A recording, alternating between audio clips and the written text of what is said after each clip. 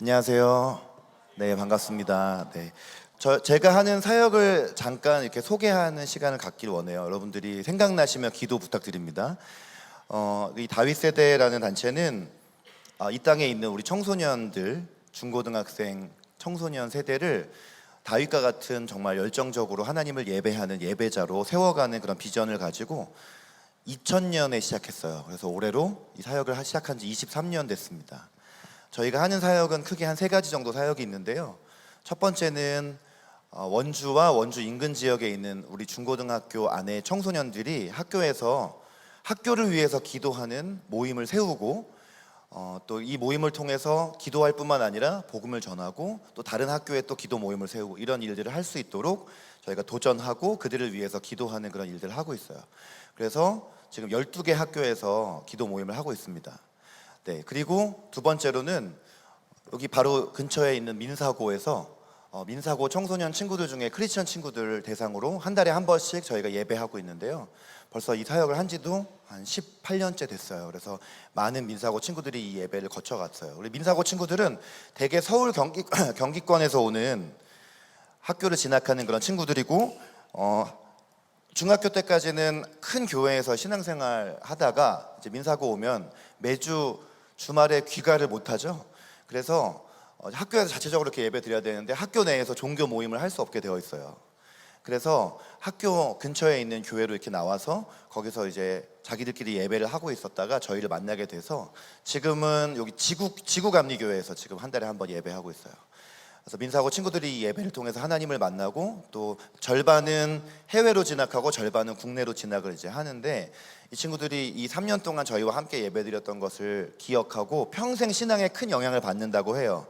네, 그래서 이 사역도 정말 중요한 사역이니까 여러분 기도 부탁드리고 마지막으로는 저희가 데이비스 스쿨이라는 사역을 하고 있습니다. 원주에도 400개 정도 교회가 있는데 많은 교회가 있지만 교회에 중고등부가 없는 그런 교회들도 굉장히 많고 중고등부가 있다 하더라도 굉장히 소수인 그리고 중고등부가 없는 교회들도 있고 그래서 이 교회 친구들을 대상으로 또 목회자 자녀인 친구들을 대상으로 토요일 저녁에 모여서 제자 훈련을 시키고 이제 이 친구들이 3시간 반 정도 모여서 찬양하고 주제별로 강의도 듣고 기도회도 하고 그룹 모임도 하고 또 그 과정 중에는 국내나 혹은 해외로 특히 일본으로 이렇게 아웃리치도 가고 이런 한 8개월 정도의 과정을 하고 있는데 이것도 1기부터 시작해서 이제 곧 22기를 개강을 앞두고 있어요. 그래서 이 훈련에 거쳐간 청소년들이 한 600명 정도 되는데요. 23년 동안 이렇게 하다 보니까 제가 나이가 좀 많아 보여요, 여러분? 그래도 나이 많아 보이지 않죠? 네, 제가 올해로 그래도 44살이에요. 네, 근데 우리 아까 목사님하고 나이가 비슷한 걸로 알고 있는데 제가 그 23년 동안 사역을 하다 보니까 이렇게 많은 친구들이 거쳐갔는데 제가 의도한 건 아닌데 600명 중에 10%가 60명이잖아요. 60명이 이제 목회자가 됐어요. 그래서 뭐 한 신학교 간 친구들은 한 거의 100명이 되는데 이제 다 사역의 길로 가지는 않으니까 한 60명 정도가 목사나 뭐 선교사나 전도사나 혹은 선교단체에서 사역을 하기도 하고 해외에서 선교사를 하고 있기도 하고 이렇게 많은 친구들이 이제 또 하나님의 말씀을 전하는 일, 복음을 전하는 일을 하고 있는데 이것이 굉장히 저에게는 이 사역을 하면서의 좀 큰 보람이 돼요. 네, 그래서 이제 이런 사역들을 지금 23년 하고 있는데 제가 한 가지 더 비전을 가지고 있는 것은 뭐냐면 저희가 2009년부터 훈련받은 친구들을 데리고 일본의 아우니치를 갔어요. 이제 가까운 나라 일본. 일본에 대해서 여러분 어떤 마음을 갖고 계세요? 일본 하면은 여러분들 생각할 때는 그 나쁜 놈들 이렇게 생각할 수 있는데 중요한 건 일본이 우리나라한테 잘못한 나라이긴 하지만 하나님께서 우리를 사랑하시듯이 일본에 있는 영혼들을 사랑하세요. 근데 일본에는 예수님을 믿는 사람들의 퍼센트가 한 몇 프로 되는지 혹시 알고 계세요, 여러분? 10%? 5%? 1%? 7%? 3%? 네. 네, 여러분 일본의 그러니까 기독교 인구 그러면 1%라고 하는데요. 1%가 천주교, 개신교, 그다음에 이단까지 다 합친 퍼센트가 1%예요. 그래서 우리는 이제 개신교잖아요. 개신교 퍼센트가 2019년 조사한 최근 결과에 따르면 0.44%예요. 그러니까 우리나라는 이렇게 지나가면 여기가 횡성인데도 불구하고 여기 정말 십자가 찾기가 쉽잖아요. 일본은 십자가를 찾는 게 정말 어려워요. 근데 대신에 일본에는 그 신사, 여러분 이렇게 너의 이름은 이런 애니메이션 보면 이렇게 신사 들어갈 때 돌이라는 게 있죠. 이렇게 되어 있는 거. 너무 흔하게 그게 이렇게 한 블럭 건너서 있어요. 그러니까 그만큼 일본은 우상 숭배가 강하다는 거예요. 그래서 보통 일본의 우상의 숫자가 800만이라고 하거든요. 근데 그게 진짜 숫자를 세봐서 800만이라는 게 아니라 그만큼 일본은 모든 것이 다 우상이고 신이라는 거예요. 그래서 우리가 일식집 들어갈 때 고양이가 앞에서 막 손 흔들죠. 근데 그것도 신이에요. 그것도 우상이에요. 그 정도로 수많은 우상과 신 숭배가 있어요. 그러니까 정말 일본에 있는 영혼들은 하나님을 모르고 그리고 너무나 많은 지진이 일어나기 때문에 두렵고 불안하니까 모든 것을 다 이렇게 신으로 만들어 놨어요. 근데 그 일본에도 그 일본에 있는 영혼들의 그 두려움과 불안함을 해결해 줄 수 있는 분은 예수님밖에 없죠. 그래서 정말 더 많은 사람들이 그 일본에 가서 여러분도 혹시 나중에 기회가 된다면 일본의 단기 비전 트립을 선교를 가서 거기서 그 땅을 밟고 예배하고 기도해주고 할 수만 있다면 복음 전하고 또 여러분이 나중에 또 좋은 기회가 된다면 거기에 선교사로 나가고 이런 일들을 해야 돼요. 근데 하나님께서 저에게 한 7년 전부터 일본에 장기 선교사로 나가라는 그런 비전을 주셨어요. 그래서 오늘 여러분을 만나면 제가 내년에는 여기 없을 수도 있어요. 네, 일본에 가 있을 수도 있어요. 네, 이런 얘기를 지금 7년째 하고 다니는데 아직 안 나갔지만 네, 제가 이제 나이가 50이 되기 전에는 아마 선교사로 나가게 되고 이 땅에는 이제 이 땅에서 사역할 사람을 잘 세워놓고 제가 일본에 나가게 될 것 같고 지금도 거의 한두 달에 한 번씩은 일본에 가서 사역을 하거나 어떤 일들을 하고 있고 특별히 2019년부터 블레싱 재팬이라는 일본 선교단체를 시작하게 됐어요. 그래서 저와 다른 선교사님과 함께 공동 대표로 전국에 있는 많은 일본에 대한 비전을 가진 분들을 일본 선교사로 나가는 일들을 돕고 있고 일본 현지에 있는 선교사님들이 함께 연합해서 일본에 있는 교회를 섬기고 또 그 땅에 복음을 전하는 일을 할 수 있도록 도와주는 그런 일들을 하고 있습니다. 여러분들께서 오늘 저를 이제 만나고 또 언제 만날지 모르지만 다윗 세대라든지 또 블레싱 재팬이라든지 또 김윤기 목사라든지 이런 이름이 떠오른다면 한마디 정도 여러분이 순간 기도해 주신다 하면 정말 저희에게도 큰 힘이 될 것이고 또 우리의 기도에는 역사하는 힘이 있잖아요. 우리 이번에 수련의 주제가 기도가 주제잖아요. 기도할 때 하나님께서 역사하시거든요. 정말 하나님께서 불가능해 보이는 일들 가운데 우리의 기도를 통해서 일하시거든요. 근데 일본에 정말 복음이 전해지고 그 땅에 예배가 세워지고 교회가 세워진다는 것은 너무나 어려운 일처럼 보이지만 우리가 기도할 때 하나님께서 그런 일들을 이루실 줄로 믿습니다. 여러분 중에도 일본 선교사가 나올 수도 있습니다. 여러분들께서 이것을 위해서 기도해 주시기를 부탁드립니다. 그리고 또 오늘도 이 시간에 하나님께서 저를 이곳에 보내신 이유가 있을 거라고 생각이 들어요. 이 아침 시간은 여러분들이 수련회 중에 가장 졸린 시간이죠.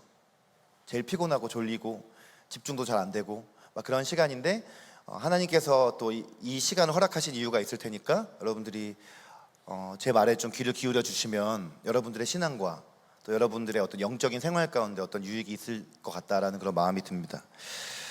자, 우리 다 여러분 나이가 다 다른 우리 중고청 연합이니까 혹시 중학교 1학년 나이의 친구가 있나요?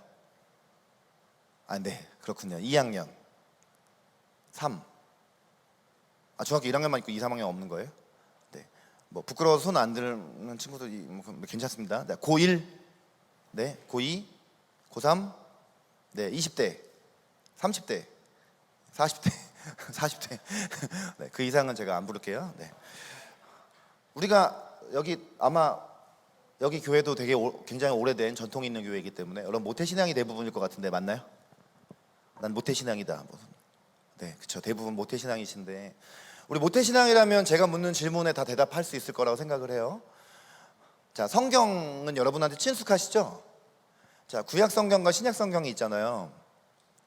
구약 성경에는 전체 한 몇 권의 책이 이렇게 모아져 있어요? 39권. 네, 뭐 한두 명만 대답하고 있는데 모르나 봐요. 신약 성경은 27권. 그래서 우리가 성경을 66권 이게 하나님 말씀이라고 하는데 여러분 구약 성경과 신약 성경 전체를 한 번 이상 다 읽어보셨죠?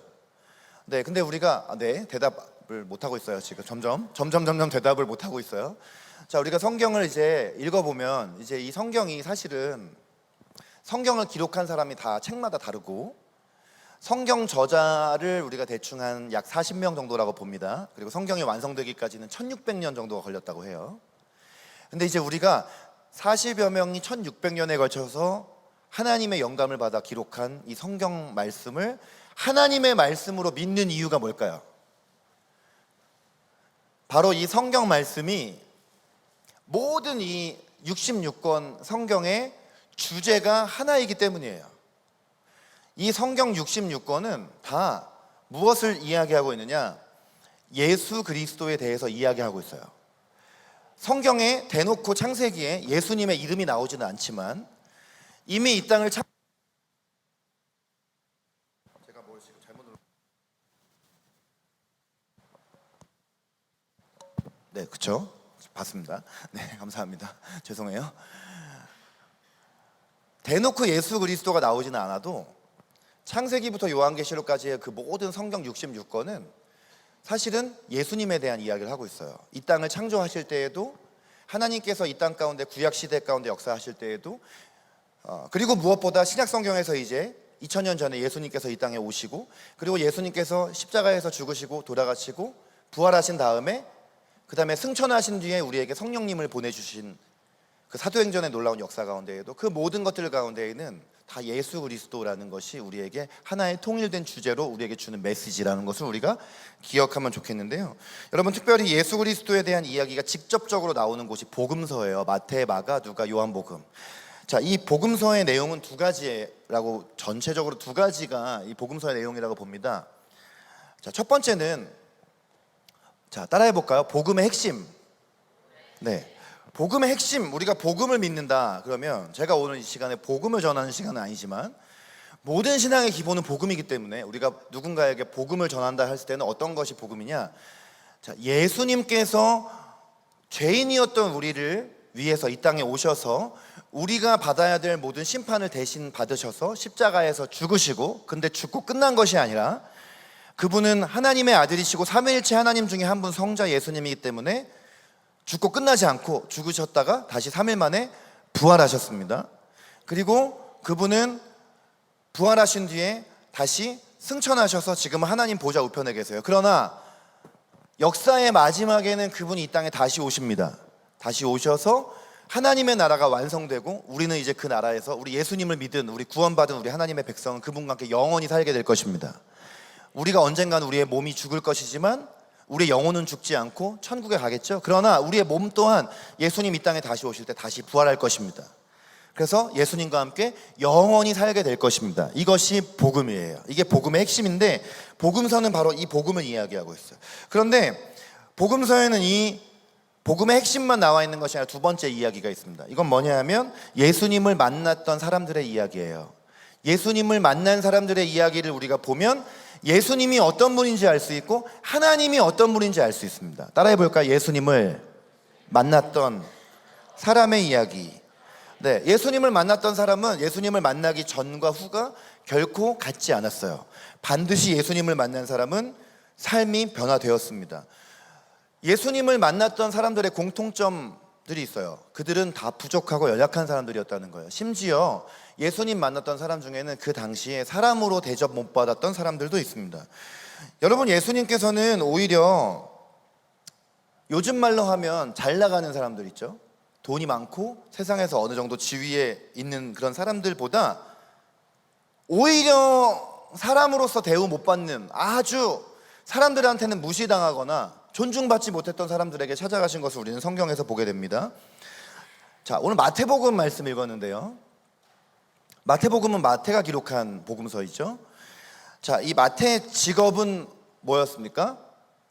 세리였습니다. 네, 세리는 무엇을 하는 사람인가요? 자, 이 당시에 이 이스라엘 나라를 다스리고 있던 것은 로마 제국입니다. 굉장히 강한 제국이에요. 그래서 이 로마 제국은 각자 자기가 다스리고 있는 그 식민지의 사람들로부터 세금을 걷어서 로마에 바치게 했어요. 자, 그래서 이 세리라는 직업은 세금을 거두는 사람이 세리이죠. 자, 그러면 같은 유대인의 입장에서 볼 때 세리는 미움의 대상이죠. 자국민들한테 세금 걷어가지고 로마 갖다가 바치는 사람이니까 얼마나 미움의 대상입니까? 분명히 동족에게는 이 사람은 환영받지 못하는, 존중받지 못하는 그런 사람이죠. 그런데 어느 날 예수님께서 세관에 앉아있는 세리 마태를 보시고, 자, 이 마태를 자신의 제자로 부르십니다.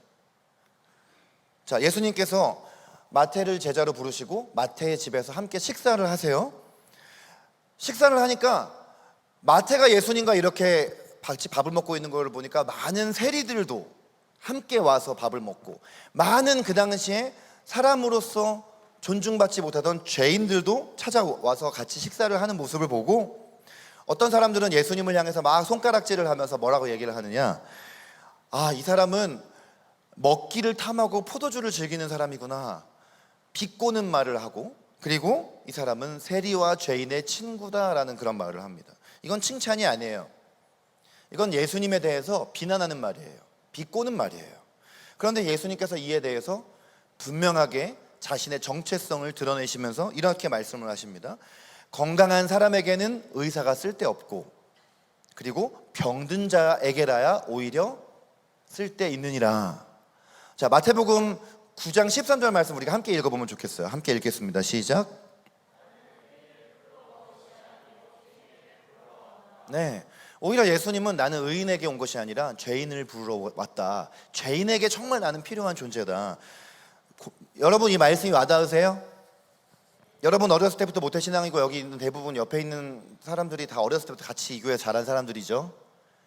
교회 같이 다녀보니까 다 여기 되게 천사 같은 사람만 있지 않죠. 옆에 있는 사람 보지 말고 자기 자신을 보세요. 사실 교회라는 곳은 죄인이 모이는 곳이에요. 그래서 사실은 여기에 우리가 되게 의롭고 완전하면 하나님의 존재를 찾지도 않아요. 부족함이 없으니까. 근데 우리가 이렇게 하나님께 달려 나온 거는 뭐냐면, 우리가 그만큼 정말 우리의 죄성을 알고 있기 때문에 이렇게 교회에 남아 있는 거예요. 정말 얼마나 우리가 죄인인가. 그쵸? 우린 정말 쓰레기 같은 사람들 아니에요? 정말 우리 안에 속을 들여다보면 얼마나 우리 안에 정말 하나님께서 기뻐하시는 그런 의로움보다는 정말 더러운 죄악들이 우리한테 얼마나 많은가. 그래서 이렇게 여름 겨울이 되면 이렇게 교회에 이렇게 갇혀서 여기에 이렇게 가둬놓고 이렇게 수련회를 해야 돼요. 우리는 그래야 우리의 이게 어떤 우리의 죄성이 좀 개조가 일어나요. 물론 우린 예수님을 믿고 이미 구원받고 하나님의 자녀가 되었지만 여전히 우리 안에 너무나 많은 죄성들이 있어요. 제가 목사이고 여러분보다 나이가 많지만 그래도 나이가 많기 때문에 더 많은 죄성으로 인해서 고민하고, 목사라는 것은 하나님께서 저에게 기름 부어 세우신 저의 직분이긴 하지만 여전히 저의 안에도 그런 죄성이 남아있는 것들을 보게 돼요. 이런 사람들을 위해서 우리 예수님은 오셨어요. 이것이 복음입니다. 할렐루야. 예수님이 우리를 위해서, 나를 위해서 오셨습니다. 그래서 이 2000년 전에 이 복음서를 보면 정말 많은 죄인들이 예수님께 와서 예수님 안에서 삶이 변화되었어요. 이 당시에는 주로 어떤 사람을 죄인이라고 생각을 했었냐 하면, 이런 세리, 그리고 사람들에게 소외당하고 무시당했던 많은 사람들, 창녀, 간음하다가 현장에서 붙잡혀온 여자, 그리고 요한복음 4장에 나오는 과거에 남편이 5이나 있었지만 지금은 남편이 아닌 사람과 동거하고 있는 사마리아 여인, 그리고 이때는 여성은 혹은 어린아이는 사람으로 대접받지 못했기 때문에 계수할 때 여성이나 어린아이는 계수의 대상에 들어가지도 않았어요. 그런데 예수님께서는 이런 모든 사람들을 다 한 사람 한 사람을 있는 모습 그대로 귀하게 여기시고 사랑하셨습니다. 그리고 예수님의 사랑 안에서 그들 안에 있는 육신의 병이 치유되고 마음의 상처가 치유됩니다. 그런데 그 치유에서만 끝나지 않았어요. 여러분, 오늘 제가 하는 이 강의의 제목이 아까 뭐였는지 기억이 나십니까? 네, 상처가 사명이 되는 기도예요. 네, 이제 우리는 상처, 그러면 상처는 주님께 치유받아야 되는 것이죠, 그렇죠? 근데 상처가 치유되는 것에서 끝나면 안 되고 주님의 목적이 있어요. 주님은 상처가 사명이 되게 하세요. 네, 이제 이 모든 강의의 마지막 결론이 이것이지만, 이제 미리 여기서 말을 하면, 이 성경에도 보면은 많은 사람들이 육신의 병도 있었고 마음의 상처도 있었고 이런 걸 보게 되는데요.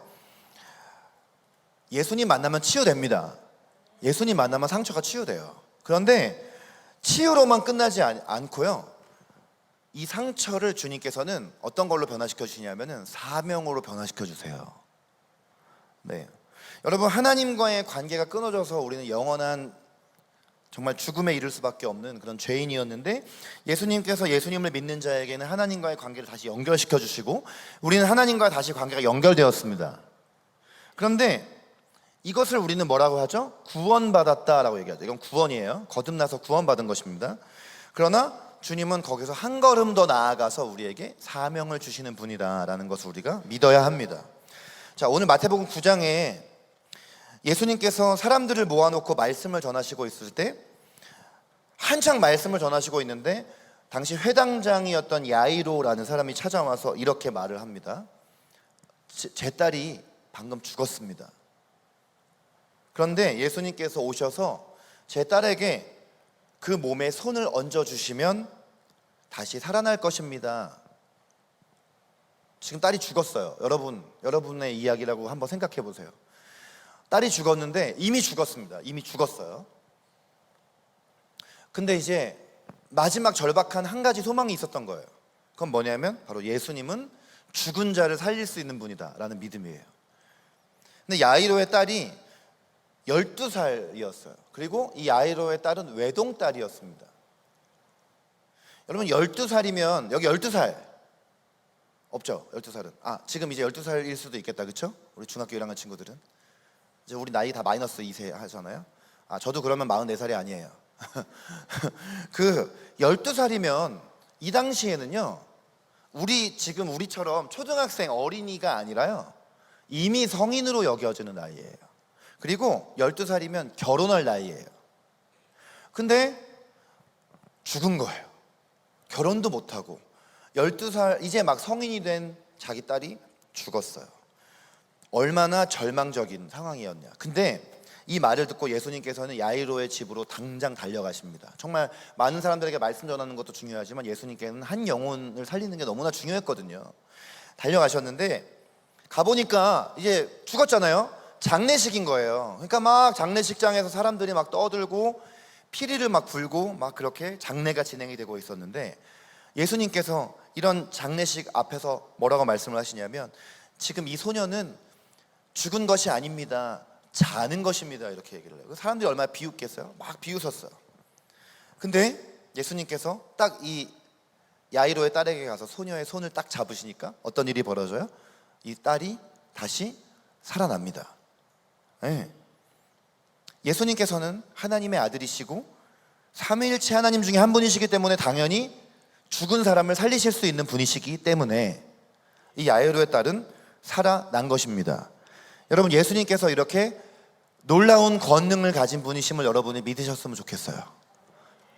자, 그런데 오늘 이 이야기 속에 또 하나의 이야기가 나오는데요, 예수님께서 야이로의 집을 향해 가는 길목에서 또 한 사람을 만나게 됩니다. 그것이 바로 오늘 본문에 마태복음 9장 20절에서 22절에 나오는 이야기예요. 자, 어떤 사람인가요? 12해 동안이나 어떤 병을 앓고 있는 여인이에요. 근데 병의 이름이 나오죠? 무슨 병이죠? 혈루증입니다. 자, 이 여자가요, 막 바쁘게 가고 있는 예수님의 뒤로 몰래 다가와서 예수님의 겉옷가를 만지니, 예수님의 왜 겉옷가를 만진 이유, 이거 뭘까요? 병을 고침받고 싶으니까.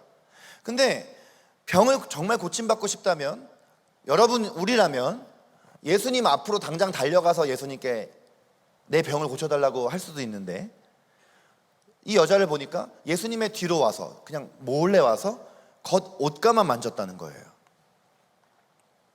정말 고침받고 싶으면 예수님께로 나와서 직접 고쳐달라고 할 수 있는데 왜 몰래 다가와서 옷자락만 만졌을까요? 사람이 너무 많아서일 수도 있고. 네?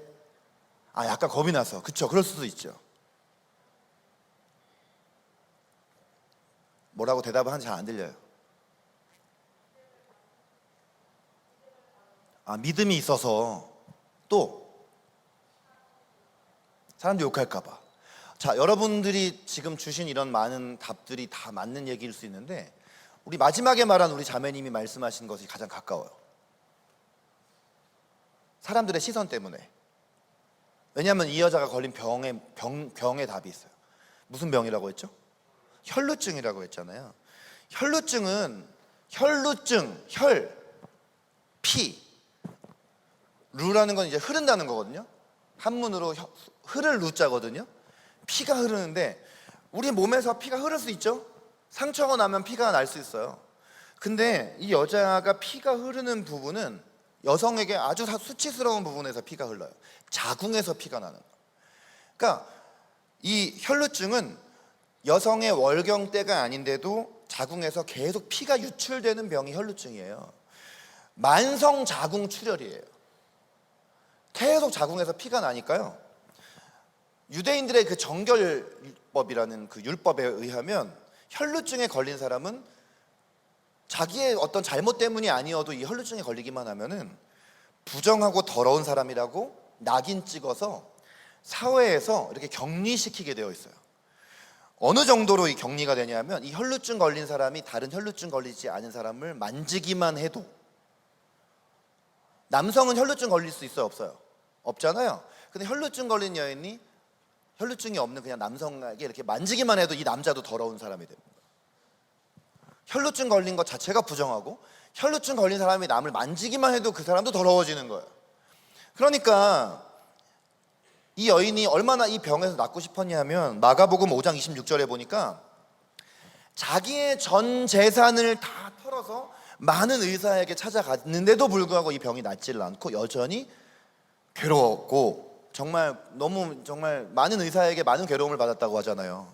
가진 것을 다 허비할 정도로 그렇게 많은 의사를 찾아갔는데도 아무런 효험이 없고 병은 더 악화가 되었다는 거예요. 근데 어쩌면 이 여자가 이 육체의 병도 너무나 고통스러울 수 있겠지만 더 고통스러운 게 뭐였을까요? 사람들의 시선. 사람들이 전부 자기를 더러운 부정한 여인으로 바라보니까 얼마나 괴로웠겠냐. 여러분의 입장이라고 생각을 해보십시오. 우리가 코로나 때 막 일주일 격리하지 않습니까? 네? 일주일 격리하는 것도 되게 고통스럽지 않았어요?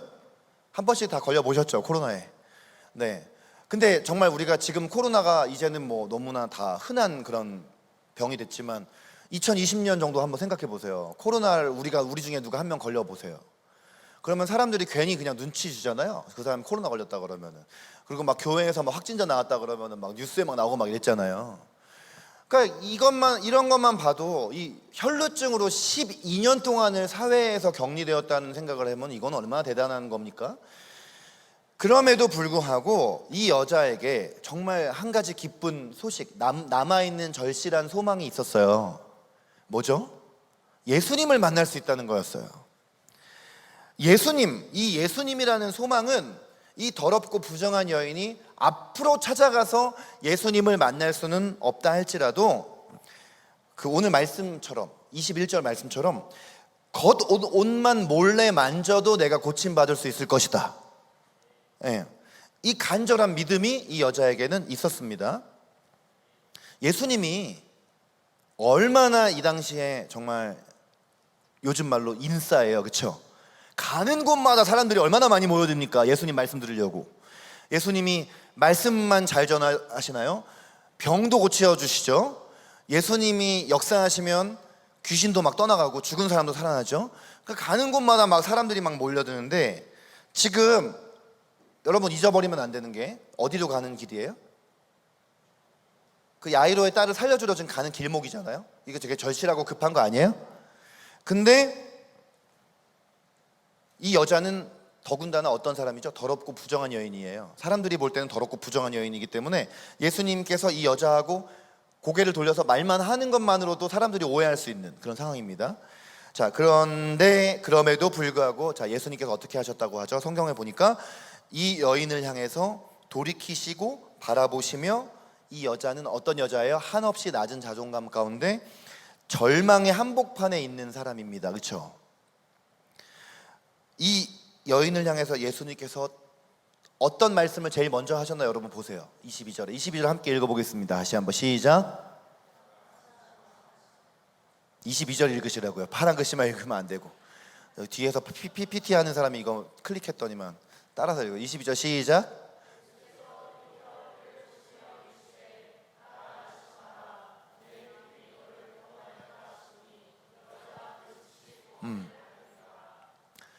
예수님께서 하셨던 첫 번째 말씀은 딸아 그랬잖아요.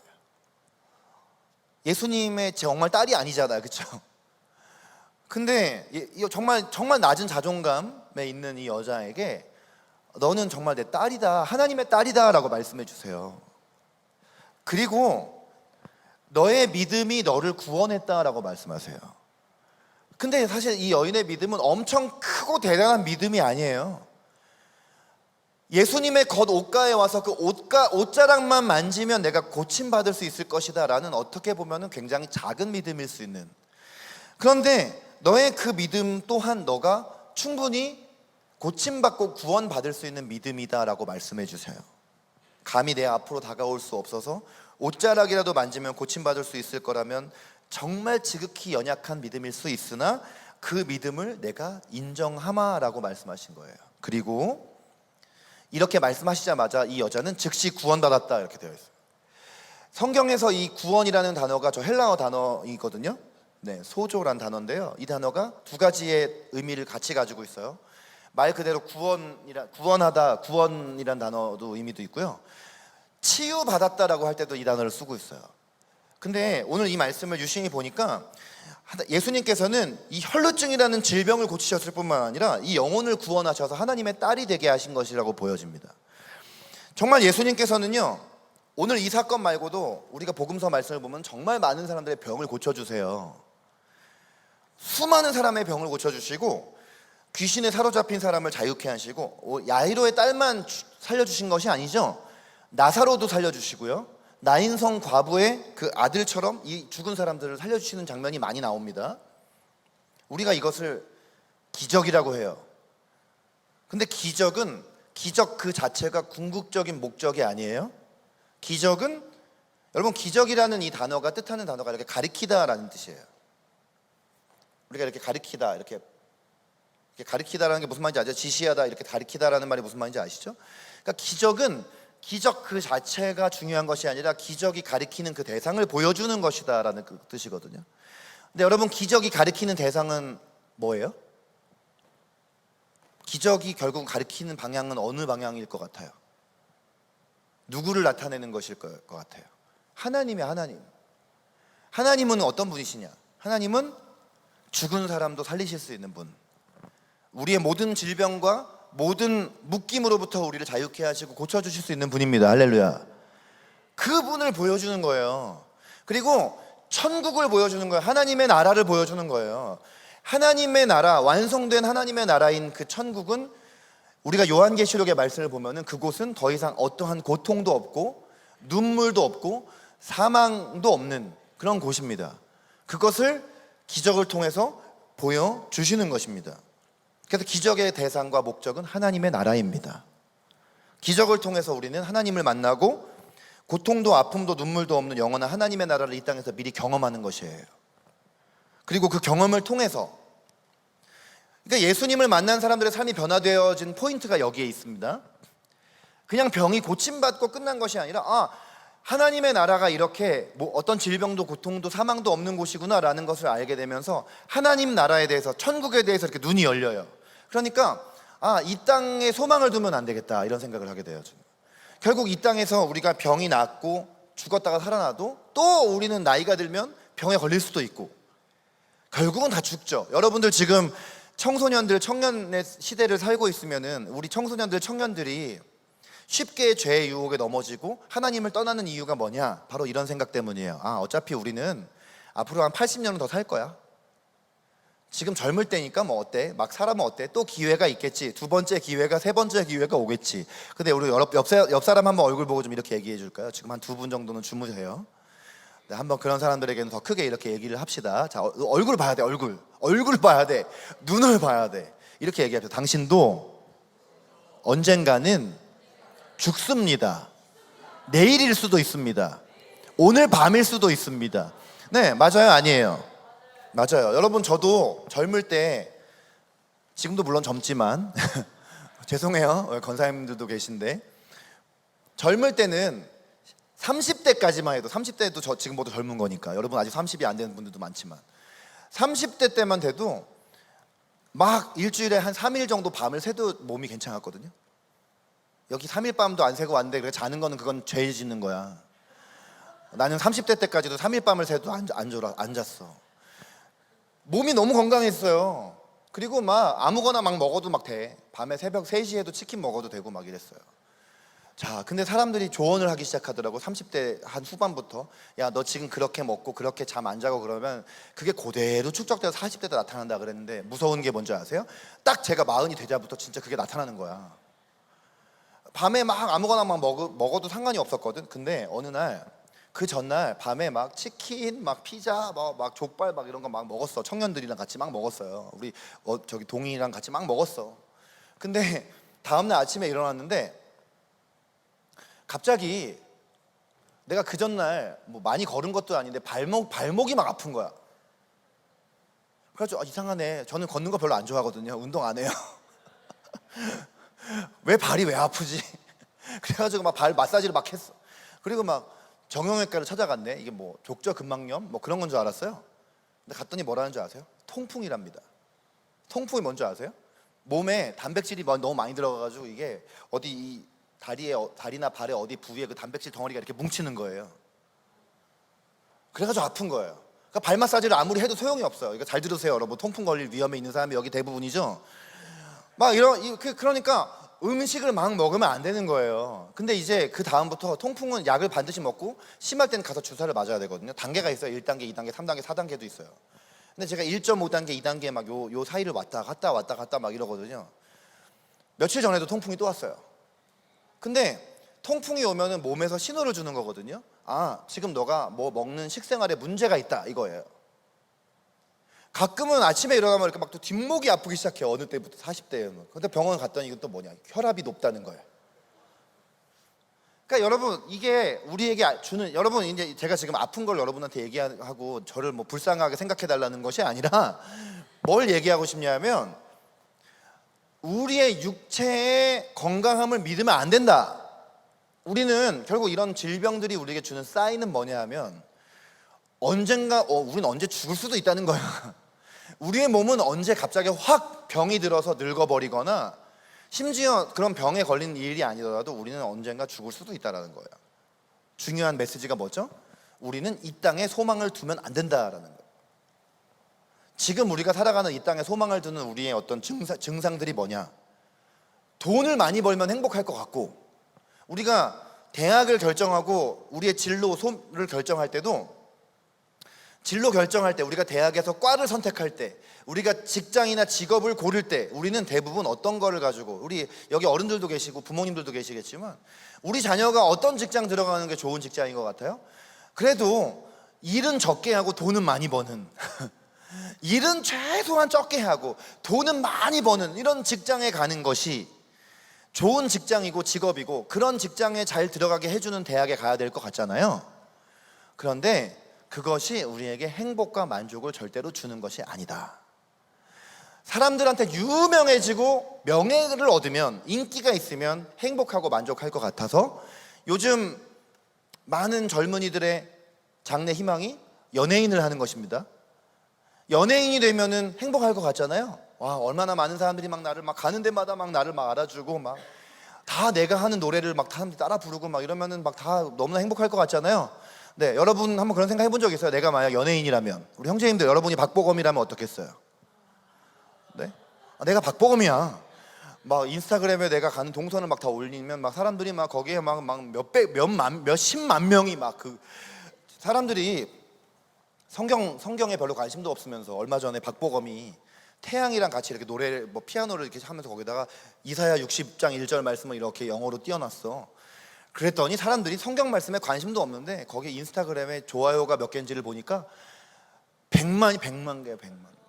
막 한국 사람만 있는 게 아니에요. 막 거기 전 세계 사람들이 막 거기다가 막 좋아요를 받아들었어요. 우리는 그러면 너무 행복할 것 같잖아요. 근데 여러분, 그런 것들이 우리에게 행복을 주는 것이 아닙니다.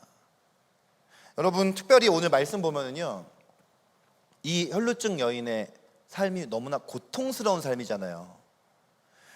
여러분, 고통이나 상처나 질병이나 이런 거를 우리가 살면서 원하고 바라는 사람은 없어요.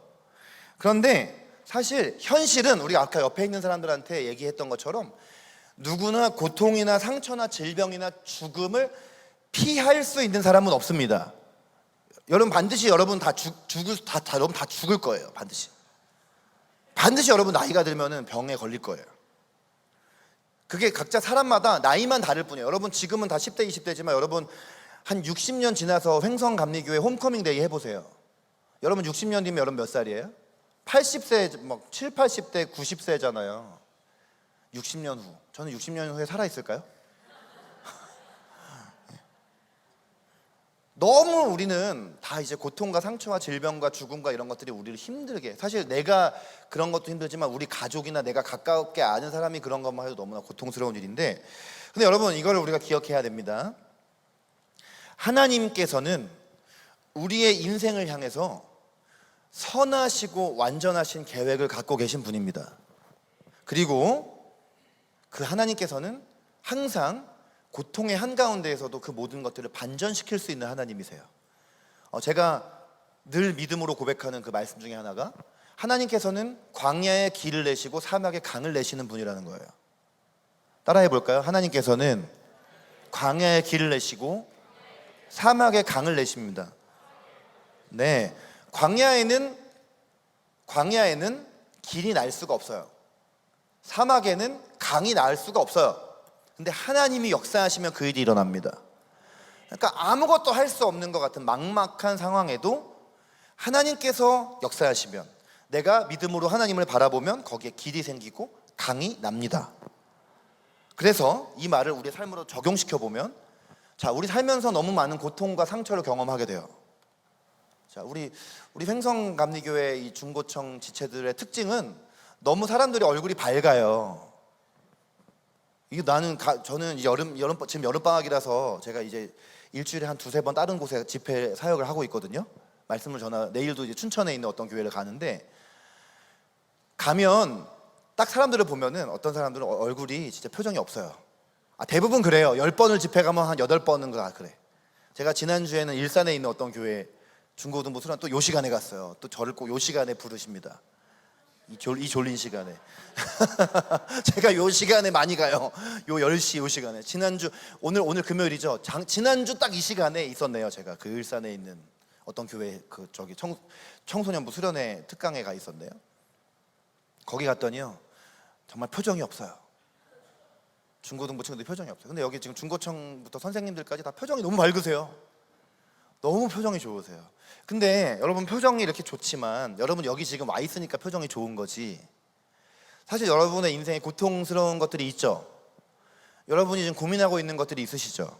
지금 걱정하고 염려하고 불안한 부분들이 있으시죠. 저도 있습니다. 여러분도 있으시고 다 있습니다. 여기 어른들도 다 있으세요. 그런 것들이. 여러분, 하나님께서 완전하시고 선하신 분이시고 우리를 사랑하시는 분이시라면 고통과 상처에도 주님의 숨어있는 목적과 계획이 있습니다. 분명히 지금 여러분이 고통당하고 여러분이 상처받고 있는 이유가 있을 거예요.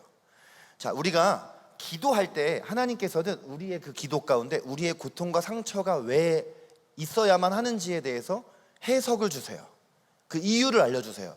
그리고 분명하게 하나님이 그 해석을 주시지 않는다 할지라도 하나님을 만나면 우리의 고통과 상처를 이겨나갈 수 있는 힘을 주십니다. 이것이 기도의 능력인 줄로 저는 믿습니다. 자, 고통과 상처에 오늘 혈루증 여인처럼 예수님의 옷자락이 닿을 때, 예수님의 그 만지심이 있을 때, 예수님의 터치가 있을 때 놀라운 치유하심이 일어납니다. 그리고 하나님께서 우리를 치유하시고 기적을 베푸시는 목적은 1차적으로는 우리를 구원하시기 위해서예요.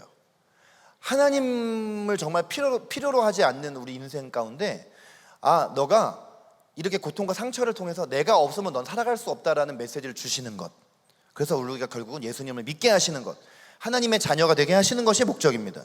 그런데 구원받은 사람에게는 구원 다음 단계가 있어요. 여러분, 우리는 다 구원받은 사람들이지 않습니까? 우리 다 예수님 믿고 하나님의 자녀가 되었습니다. 그런데 구원받은 사람에게는 주님이 우리 여기 있는 모든 우리 구원받은 그리스도인에게 주시는 것이 있어요. 그게 사명이에요. 사명은 뭐냐 하면 하나님께서 나를 이 땅에 보내신 목적. 자, 따라해 볼까요? 하나님께서 나를 이 땅에 보내신 목적. 자, 옆에 있는 사람에게도 이렇게 한번 선포합시다. 하나님께서 당신을 이 땅에 보내신 분명한 목적이 있습니다. 네, 분명한 목적이 있어요. 여러분 한 분 한 분은 이 땅에 그냥 이유 없이 보내진 사람이 한 명도 없습니다. 네, 하나님께서 하나님의 목적을 갖고 여러분 이 땅에 보내셨어요. 정말 유명한 에베소서 말씀 중에 우리는 그가 만드신 바라, 하나님의 선하신 목적을 위해서 우리가 하나님께서 만드신 존재들이다 하면서 만드신 바라 이 말이 원래 원어 성경의 헬라어에는 포이에마라고 하고, 그것을 이제 우리 쉬운 영어 성경에서는 마스터피스라고 번역했거든요. 마스터피스가 뭐예요, 여러분? 걸작품. 엄청난 위대한 걸작을 우리가 마스터피스라고 하잖아요. 하나님이 우리를 하나님의 마스터피스라고 하세요. 옆에 있는 사람에게 당신은 하나님의 마스터피스입니다. 네, 마스터피스. 그러니까 하나님이 우리를 마스터피스로 만드셨다면 우리의 삶에 일어나는 많은 일들 또한 그 마스터피스를 만들어가는 과정의 일부이다. 이걸 우리가 믿어야 합니다. 자, 하나님께서 근데 이 땅에 나를 보내신 이 사명을 보게 하시는 도구가 있어요. 우리 청소년 청년 시절에 가장 고민하는 것이 앞으로 내가 뭘 하고 살아야 되지, 이런 고민이지 않아요? 네, 여러분 그것 때문에 여러분이 대학에 대해서 고민하고 직장에 대해서 고민하는 거잖아요, 그렇죠? 이거 생각하니까 머리 아픈가 봐, 그렇죠? 지금 몇몇 사람들이 내가 이 얘기를 하기 시작하니까 한숨을 쉬고 막 고개를 막 이렇게 돌려. 이해합니다. 네. 근데 보통 우리가 우리의 진로를 알려면 사람들이 막 이제 학교 선생님의 얘기를 많이 듣고 교수님 이야기를 막 귀담아 듣고, 그다음에 막 이제 요즘 막 MBTI가 유행이잖아요. 막 MBTI가 처음 만났는데도 막 누가 나보고 막 MBTI를 막 물어봐. 그리고 요즘에는 자기 인스타그램 프로필에도 MBTI를 올려놓더라. 왜 그러는지 나는. 그리고 사실 저는 MBTI를 별로 믿지 않아요. 왜냐하면 제가 MBTI가 5년마다 한 번씩 거의 바뀌던데요. 저는 MBTI가. 네. 여러분들도 MBTI가, 여러분의 지금 MBTI가 10년 후에 똑같을지가 모릅니다. 그리고 요즘에 굉장히 많은 무슨 MBTI 무슨 애니어그램 이런 거 막 검사가 되게 막 유행을 다시 막 하고 있는데, 그거를 이제 막 요즘에는 학교 학습법에다가도 적용해서 이 사람에겐 이런 학습법이 맞습니다. 이걸 직장이나 취업에도 적용을 해서 이 사람은 이런 식으로 이런 직장에 가야지 이 사람에 잘 맞습니다. 이런 거를 이제 하는 도구로 많이 쓰거든요. 근데 저도 이제 청소년 사역을 했기 때문에 이런 것들을 검사 시행할 수 있는 자격도 있고 진로 특강 강사도 제가 한 적이 있어요. 근데 저는 목사잖아요. 이걸 좀 뒤집는 얘기를 좀 해볼게요. 사실 정말 우리의 인생을 향한 주님의 목적대로 살아가려면 우리의 고통과 상처를 좀 봐야 돼요. 상처, 내가 인생을 살면서 내가 받은 상처를 들여다보면 내가 앞으로 어떤 방향으로 살아가야 될지를 볼 수 있어요. 이게 주님의 방법입니다. 이게 주님의 방법이에요. 자, 고린도후서 1장 3절 4절 우리가 아까 읽었지만 한번 다시 읽어보겠습니다. 자, 여러분이 한번 읽어주세요. 시작.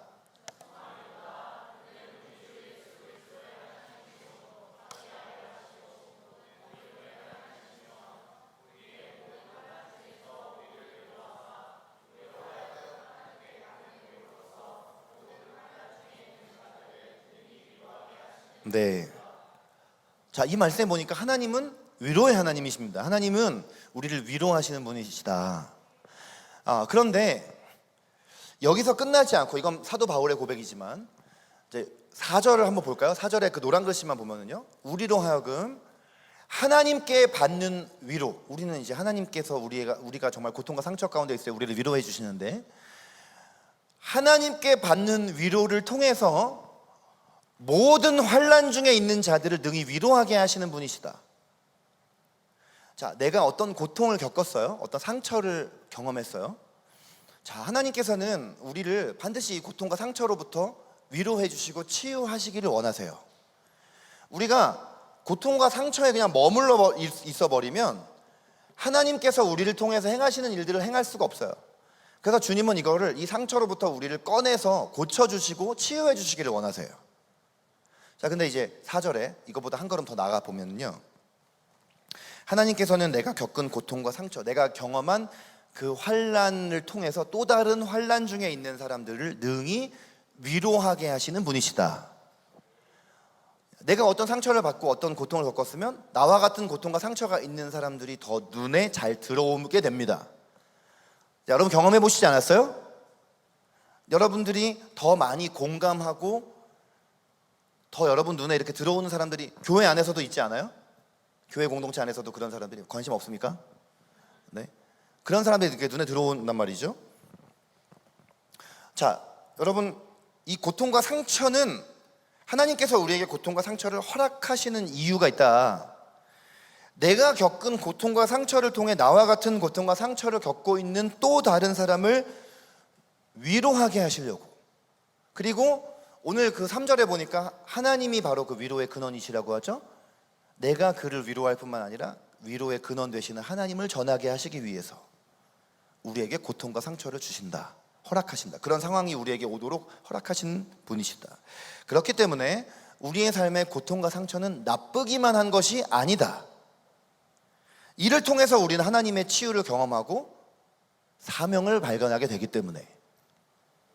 자, 오늘 성경의 혈루증 여인은 이후에 어떻게 살아갔을지 우리가 성경의 기록에서는 찾아볼 수가 없지만, 분명히 혈루증 여인은 성경 말씀과 지난 기독교 역사에서 많은 사람이 그랬던 것처럼 자신처럼 고통받고 있는 사람에게 하나님을 전하는 사람이 되었을 것이다 라고 생각을 해요.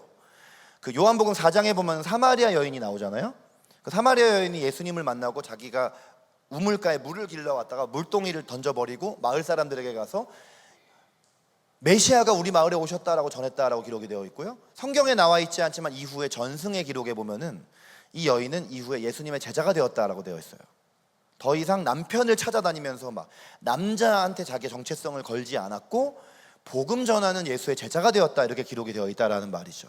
아마 가늠하다가 현장에 잡혀온 여인도 그랬을 것이고, 예수님을 만난 그가 남성이든 여성이든 나이가 많은 사람이든 어린 사람이든 상관없이 그들은 예수님을 만난 후에 그렇게 삶이 변화되었을 것입니다.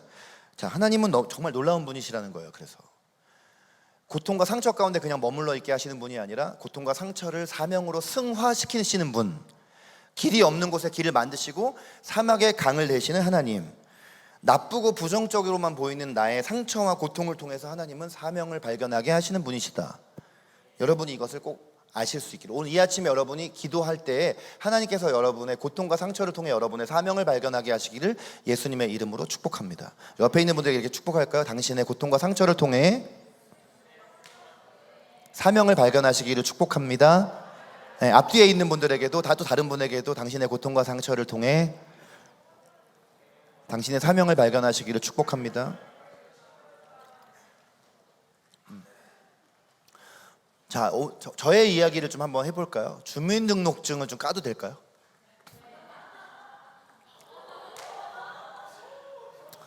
아, 8년 전에 찍은 주민등록증 사진이지. 아니, 저 사진은 그보다 더 오래된 사진이지만, 네. 자, 나이 아까 말했죠? 자, 제가 주민등록증을 이렇게 깐 이유는, 주민등록증 뒷번호는 가렸지만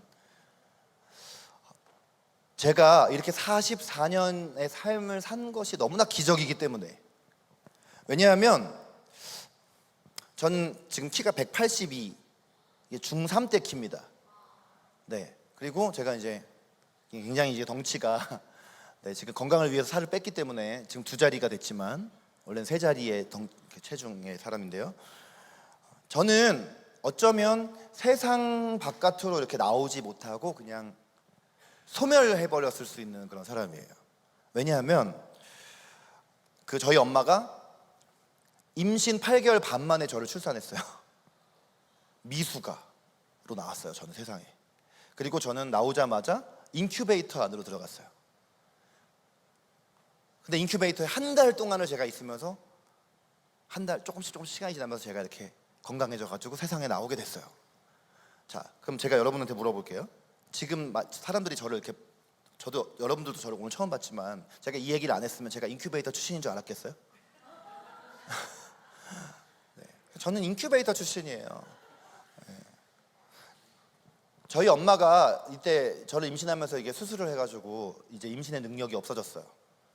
저는 이제 외동아들로 정말 이제 저희 집은 부잣집이 아닌데도 불구하고 부족함이 없이 정말 집에서 사랑을 받고 애정을 경험하면서 이렇게 자라게 됐어요. 자, 6살 때, 제가 6살이 되던 해에 제 또래에, 저랑 비슷한 또래 분들은 아실 수 있는데, 이제 지금은 여러분들이 어렸을 때 학원 가면 다 이제 그 뭐 영어 학원 이런 데 가겠지만, 제가 어릴 때는 지금은 없어진 학원들, 뭐 컴퓨터 학원, 요즘 컴퓨터를 누가 학원 가서 배웁니까? 그리고 그 이렇게 주판 돌리면서 하는 거 뭐죠? 그 주산, 속셈. 요즘 누가 주산학원, 혹셈학원 다니는 사람 없죠? 우리 어른들은 다 지금 아는 표정이신데, 거기를 다 갔어요. 다 갔어요. 그냥 한 90%가 갔어요. 그냥 거기를. 그리고 우리 남자 아이들은 밖에 나가서 애들한테 맞고 오면, 집에 오면 아빠한테 더 혼났어. 맞고 왔다고. 그래가지고 맞고 오면 그 다음날 어디를 딱 등록시키냐면 태권도 학원을 이렇게 보내는 거예요. 근데 저희 부모님은 이제 이런 학원을 안 보내시더라고요. 저희 부모님 특이하게도 저를 저 같은 남자아이들이 가지 않는 피아노 학원을 저를 보내시더라고요. 자, 그 피아노 학원을 갔더니 학원에 저기 어린 시절 사진이 막 나오고 있네. 학원에 피아노 학원에 50명이 수강생이었는데, 원주 시내에서 제일 큰 피아노 학원이었기 때문에 한 50명이 거기 다니고 있었는데, 제가 등록해서 가보니까 남자가 저 한 명이에요. 네. 근데 여러분 피아노 배워보셨어요? 피아노 학원 다녀보신 분들은 좀 있으시죠? 네. 우리 여기 저기 하은 자매님처럼 이렇게 피아노를 전공하신 분도 있지만, 우리가 그래도 피아노를 이렇게 한 번쯤 학원을 가보는 분들도 꽤 있잖아요. 근데 학원 가서 이 피아노가 늘지 않는, 정말 피아노를 재미없게 만드는 그 관문이 하나 있어요. 뭔지 아시죠? 한홍, 도미파솔라솔파미 하는 거 있잖아요. 재미없잖아요. 이게 뭐 1번부터 뭐 64번까지 있나 65번까지 있나 막 이게, 그리고 진도가 되게 안 나가요. 재미없으니까 연습 안 해가거든요. 내 또래 남자애들 밖에서 보면은 다 축구하는 거 좋아하고 밖에서 막 노는, 막 활동적으로 막 노는 걸 좋아하는데, 저는 원래 되게 내성적이고 막 이렇게 밖에 나가 노는 걸 별로 안 좋아했기 때문에 피아노 학원에 가서 피아노를 배우는데 한홍이 너무 재밌는 거예요. 그래서 한홍을 3년, 2년, 뭐 사람들이 한홍을 막 5년, 막 6년을 치고 있거든요.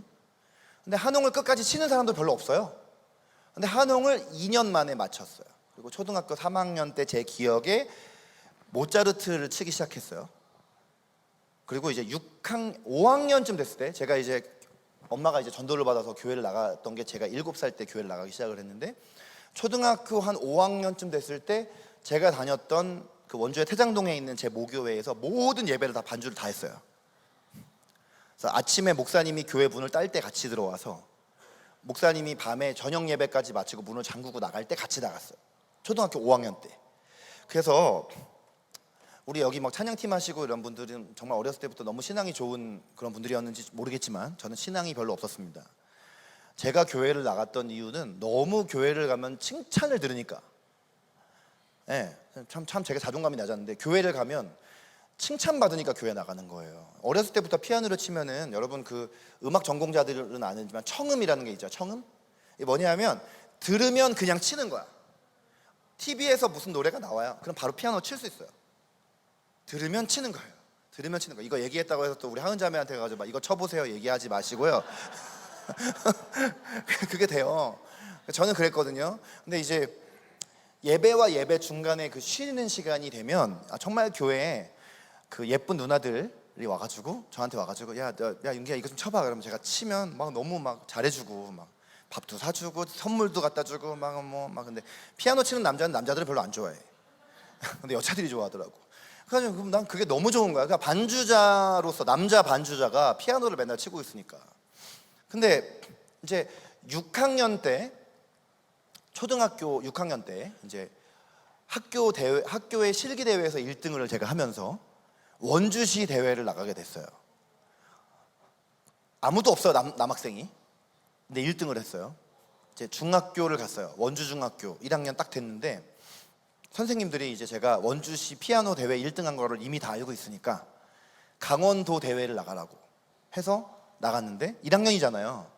다 3학년 누나들이 나오는 거예요. 1등을 한 거예요. 진짜 제가 지금도 기억이 나는데요, 그 남춘천 중학교에서 대회를 하는데 누나들, 3학년 누나들이 얼마나 열심히 준비를 했겠어요. 3학년인데. 근데 제가 1등을 해버리니까 끝나고 막 다 우는 거예요. 막 소리를 내서 막 통곡을 하면서 막 울고 막 심사위원한테 가가지고 막 따지는 거야. 근데 뭐 어쨌든 제가 잘 쳤다 이 말이에요. 그래가지고 이제 도대회에서 1등을 하니까 전국 콩쿠르를 이제 나가게 됐어요. 중학교 1학년 때. 전국 콩쿠르에는 대부분 90%가 서울에서 예중을 다니는 애들이 나와요. 예원학교나 선화예중을 다니는 애들이 나옵니다. 90%가. 그리고 그 나머지 10%도 다 서울 애들이에요. 근데 제가 강원도에서 갔잖아요. 강원도 원주 중학교에서 왔잖아요. 교복을 입고 가야 되잖아요, 콩쿠르에. 다 거기 예원학교 애들이, 여자애들 다 예원학교. 그러니까 제가 그것도 남자애인데 빡빡 머리에다가 스포츠 머리에다가 원주 중학교 교복을 입고, 이 사진에 지금 중학교 때 사진이 있을 겁니다. 네, 저기 오른쪽 아래가 제 중학교 아마 2학년 때 같아요. 원주 중학교 교복을 여러분 혹시 아시는지 모르지만 그 참 교복 이상한 교복이거든요. 그걸 알고 앉아 있으니까 애들이 와서 말을 막 거는데 뭘 하는 줄 아세요? 어디서 왔냐요? 너 어디서 왔니? 막 여자애들이, 예원학교 애들이. 그래서 원주에서 왔다니까. 원주가 어디냐? 원주가 어디냐는 거야. 그래서 강원도라 그랬더니만 강원도라는 말을 듣자마자 다 쓰러져. 강원도?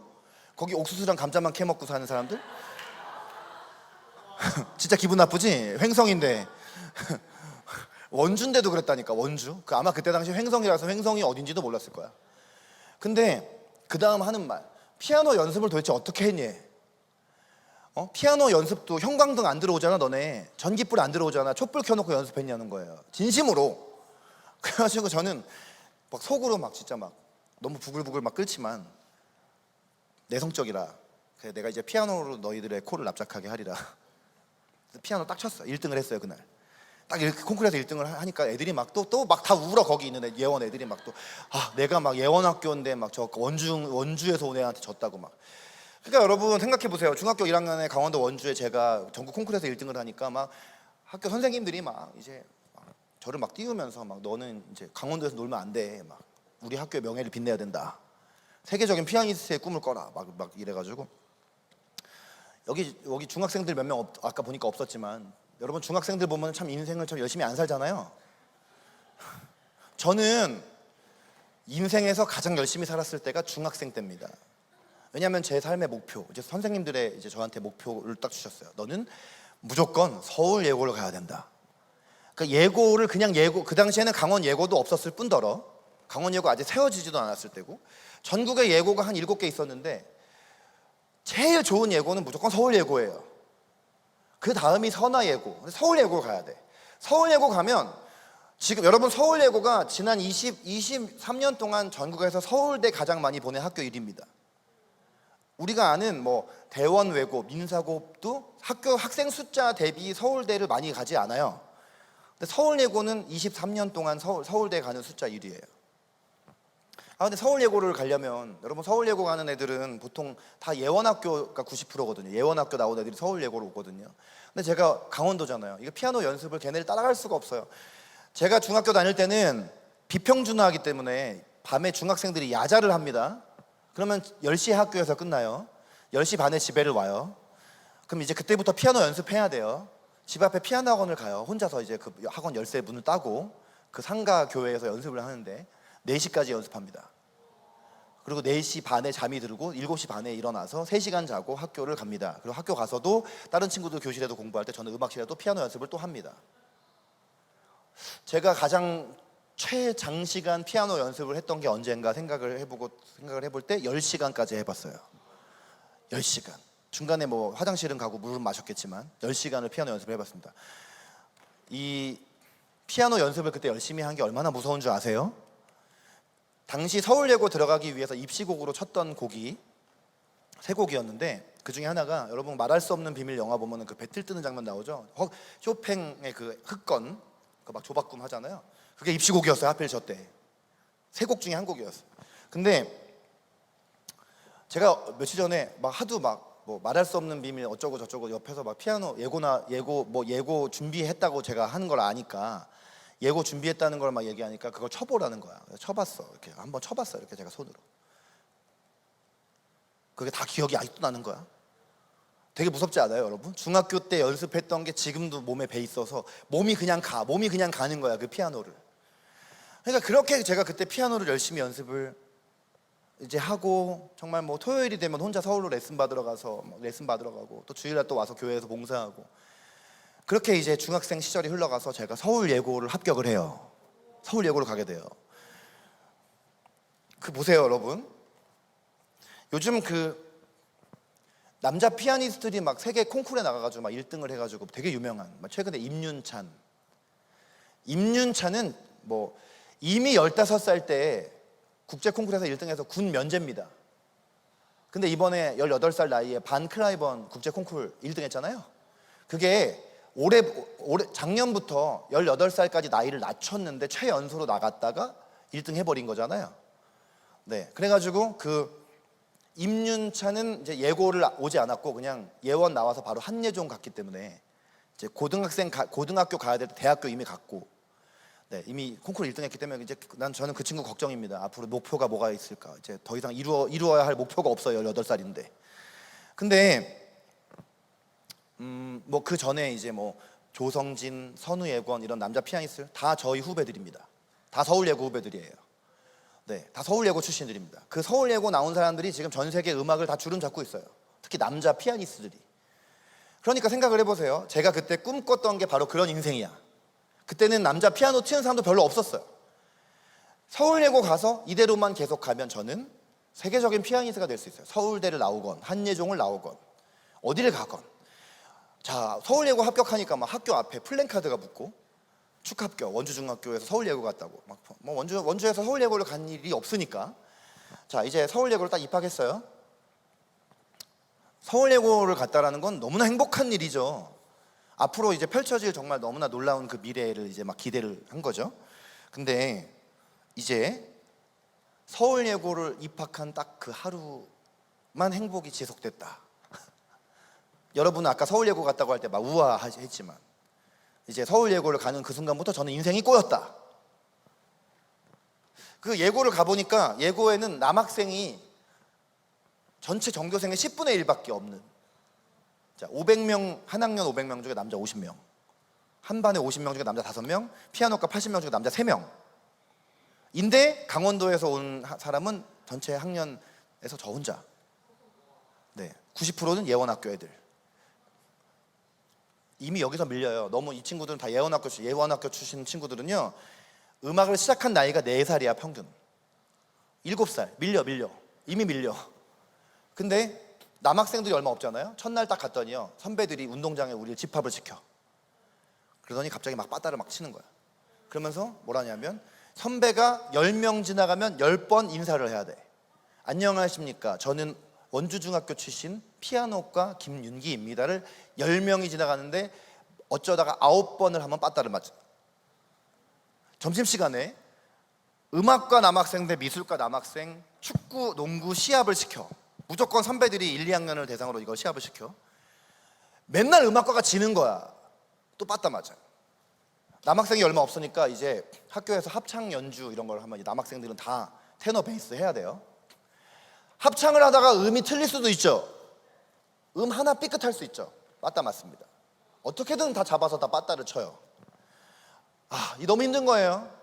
이제 이게 지금 피아노과, 나는 이제 서울예고 가가지고 유명한 피아니스트가 되려고 지금 여기를 갔는데 빠따를 치는 거야. 근데 이게 전부가 아닌 거야. 학교 입학식 다음 날 그 국영수 기초 학력 테스트 뭐 반배치고사라는 걸 보는데, 수학 시험 시간에 제 옆에 앉은 남학생 짝이 있었어요. 저 사진 보이시죠? 제가 저 때 키라니까요. 지금 이 키가. 근데 키는 지금 똑같지만 지금은 제가 덩치가 있지만 저 때는 지금보다 25kg 정도 말랐을. 그 되게 왜소한 거잖아요. 그러면 그렇죠? 근데 옆에 앉은 친구가 지금 저보다 덩치가 더 큰 그 김동석이라는 친구가 앉았는데, 이 친구가 저보고 막 답을 보여달라는 거예요. 컨닝을 막 해달라는 거예요. 그래가지고 제가 안 보여줬습니다.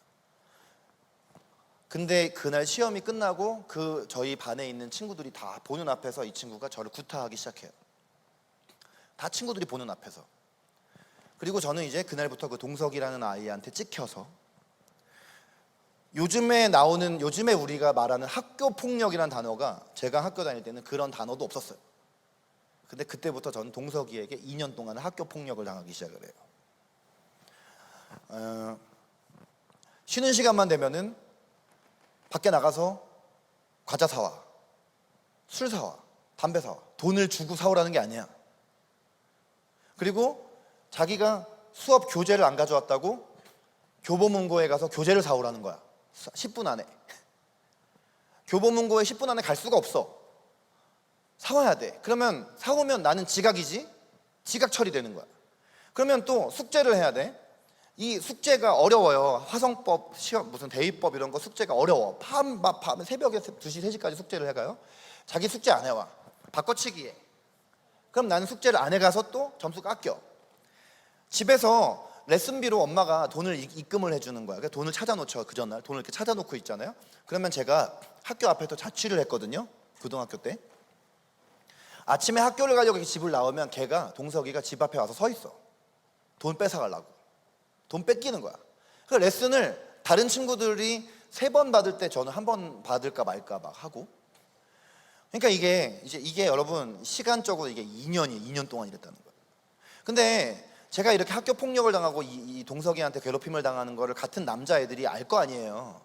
그러면 저를 좀 이렇게 잘 해주거나 이래야 되는데, 제가 맨날 그 동석이한테 끌려 꼬복 노릇을 하는 거를 보고 애들이 저를 왕따를 시킨 거야. 그래서 저는 남학생들의 그 사회에서 왕따인 거예요. 꼭 저를 이렇게 빼놓고 자기들끼리 놀고. 그러니까 저는 항상 혼자 연습실에 있거나 피아노과 여자애들하고만 이렇게 관계 맺고 이렇게 있는 왕따인 거예요. 근데 여러분, 제가 왕따를 당하고 학교 폭력을 당했지만 서울예고 어렵게 왔잖아요. 그러니까 어쨌든 서울대 가면 되거든요.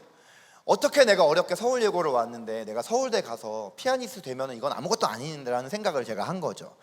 정말 열심히 피아노를 쳤어요. 그래가지고 2학년 마지막 실기시험 때, 2학년 2학기 실기시험 때 전체 피아노과 80명 중에 9등을 해요. 9등. 그러면 요대로 가면은요, 요대로 가면은 저는 서울대를 갑니다. 왜냐하면 80명 중에 한 30등까지는 다 서울대 가요. 네. 그리고 그 다음에 한 30등부터 한 60등까지는 연대나 이대를 갑니다. 네. 그리고 그 밑에 애들이 대학을 못 가서 가는 학교들은 그 나머지 인서울에 있는 대학교예요. 네. 그게 서울 예고의 클래스예요. 그래서 저는 요대로만 가면 이제 서울대 갑니다. 네, 그것도 남자기 때문에 남자는 또 더 점수가 높게 줘요. 남자가 하면은. 근데 이제 이렇게 그냥 쭉 가면 좋은데 이제 인생이 고3 때 또 꼬이기를 시작을 하는데, 고3 1학기 때 남학생 연주회라는 게 있어요. 남학생 연주회가 뭐냐면 고3 남자들이 나와가지고 여기서 연주를 하면은 전교생하고 모든 선생님들이 다 거기서 음악회를 관람을 하는 거예요. 그러니까 대학 입시를 준비하는 음악회인 거죠. 근데 남학생만 이거를 해요. 남학생만. 자, 피아노 치면 이제 악보를 외워서 한 5분짜리 곡을 완전히 막 달달달달 연주를 해서 외워가지고 이거를 이제 가서 치면 이제 거기 있는 한 1000명 정도 사람들이 이제 이걸 보는 거잖아요.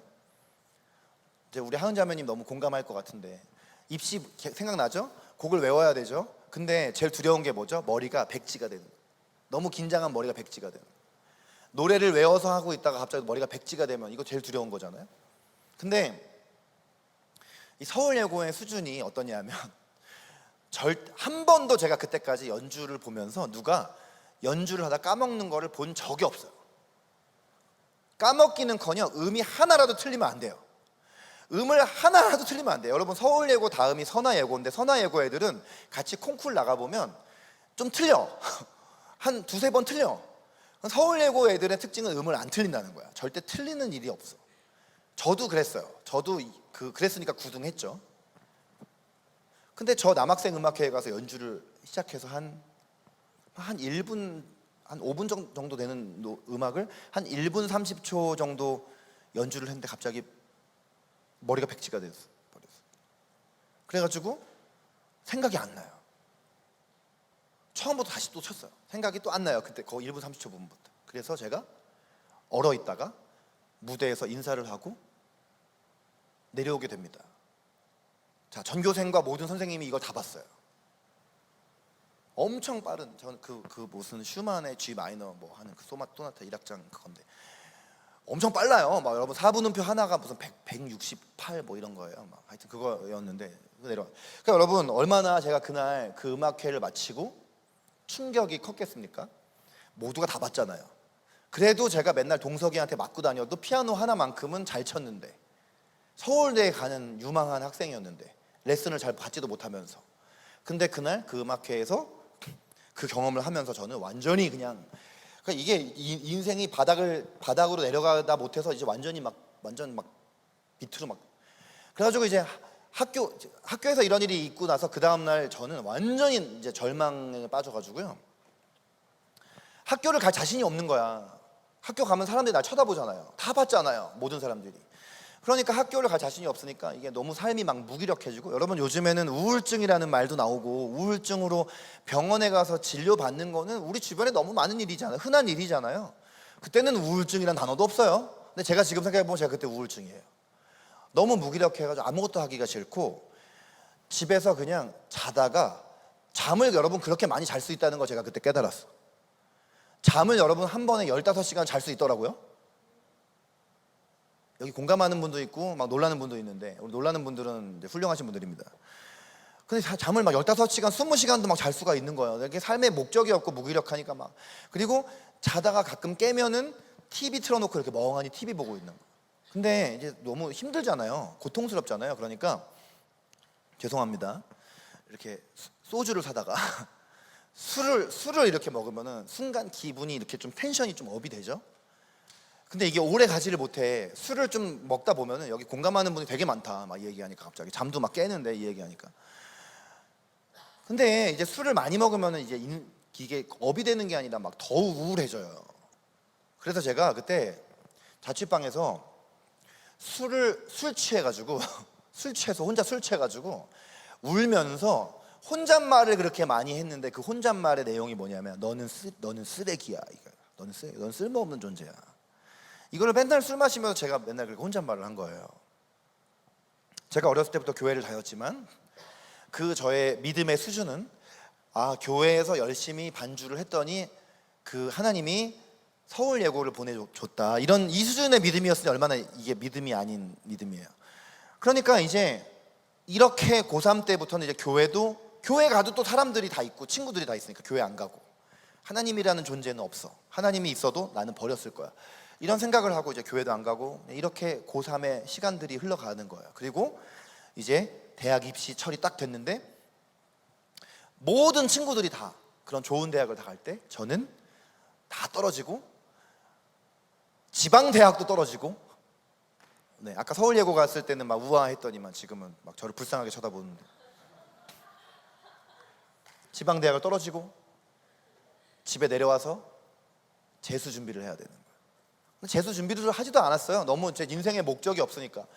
막 진짜 방에서 나오지 않고, 그냥 방에서 나오지도 않고 아무것도 안 하고 그냥 막 1월, 2월, 3월까지, 3월 1일까지도 저는 막 그렇게 정말 절망과 무기력한 가운데 그렇게 이렇게 지내고 있었는데, 여러분 그 3월 2일 날 대학 입학하잖아요.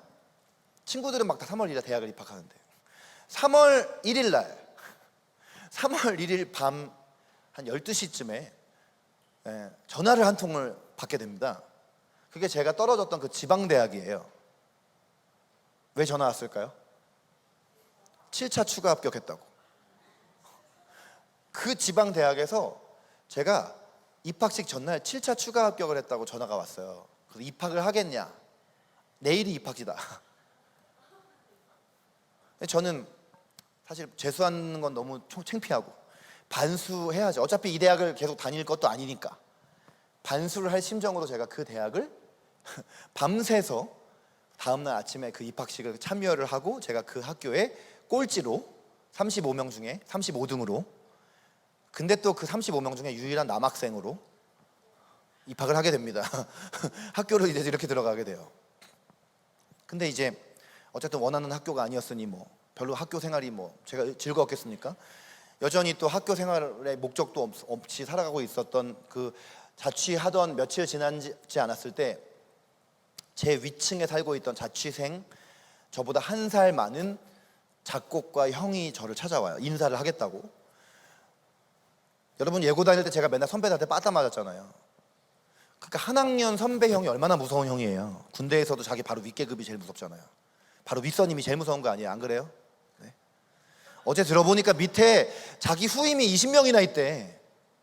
저기 원동이 친구가 20명이나 자기 밑에 있다는 거야.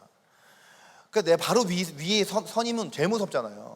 그 형이 저를 찾아왔는데 또 경상도 포항에서 왔다고. 그러니까 저를 보고 인사를 처음에 첫 인사가 뭐 다른 인사가 없고 딱 첫 마디가 저보고 딱 보고 야, 네 교회 다니나 이러는 거야. 교회 다니네. 그래서 교회 안 다니잖아요. 근데 이 형이 자기가 목사 아들이래. 교회 안 다니면 맞을 것 같은 거야. 그래가지고 네 막 이래버렸어요. 그랬더니 이 형이 저보고 크리스천 동아리 모임에 나오라는 거예요. 뭐 교회 다니면 당연히 동아리 나와야지 막 이러면서 내일 동아리 모임 있으니까 동아리 모임에 나오래. 근데 무슨 동아리 이름이 예수전도단이래요. 근데 예수전도단 여러분 이름이 좀 무섭지 않아요?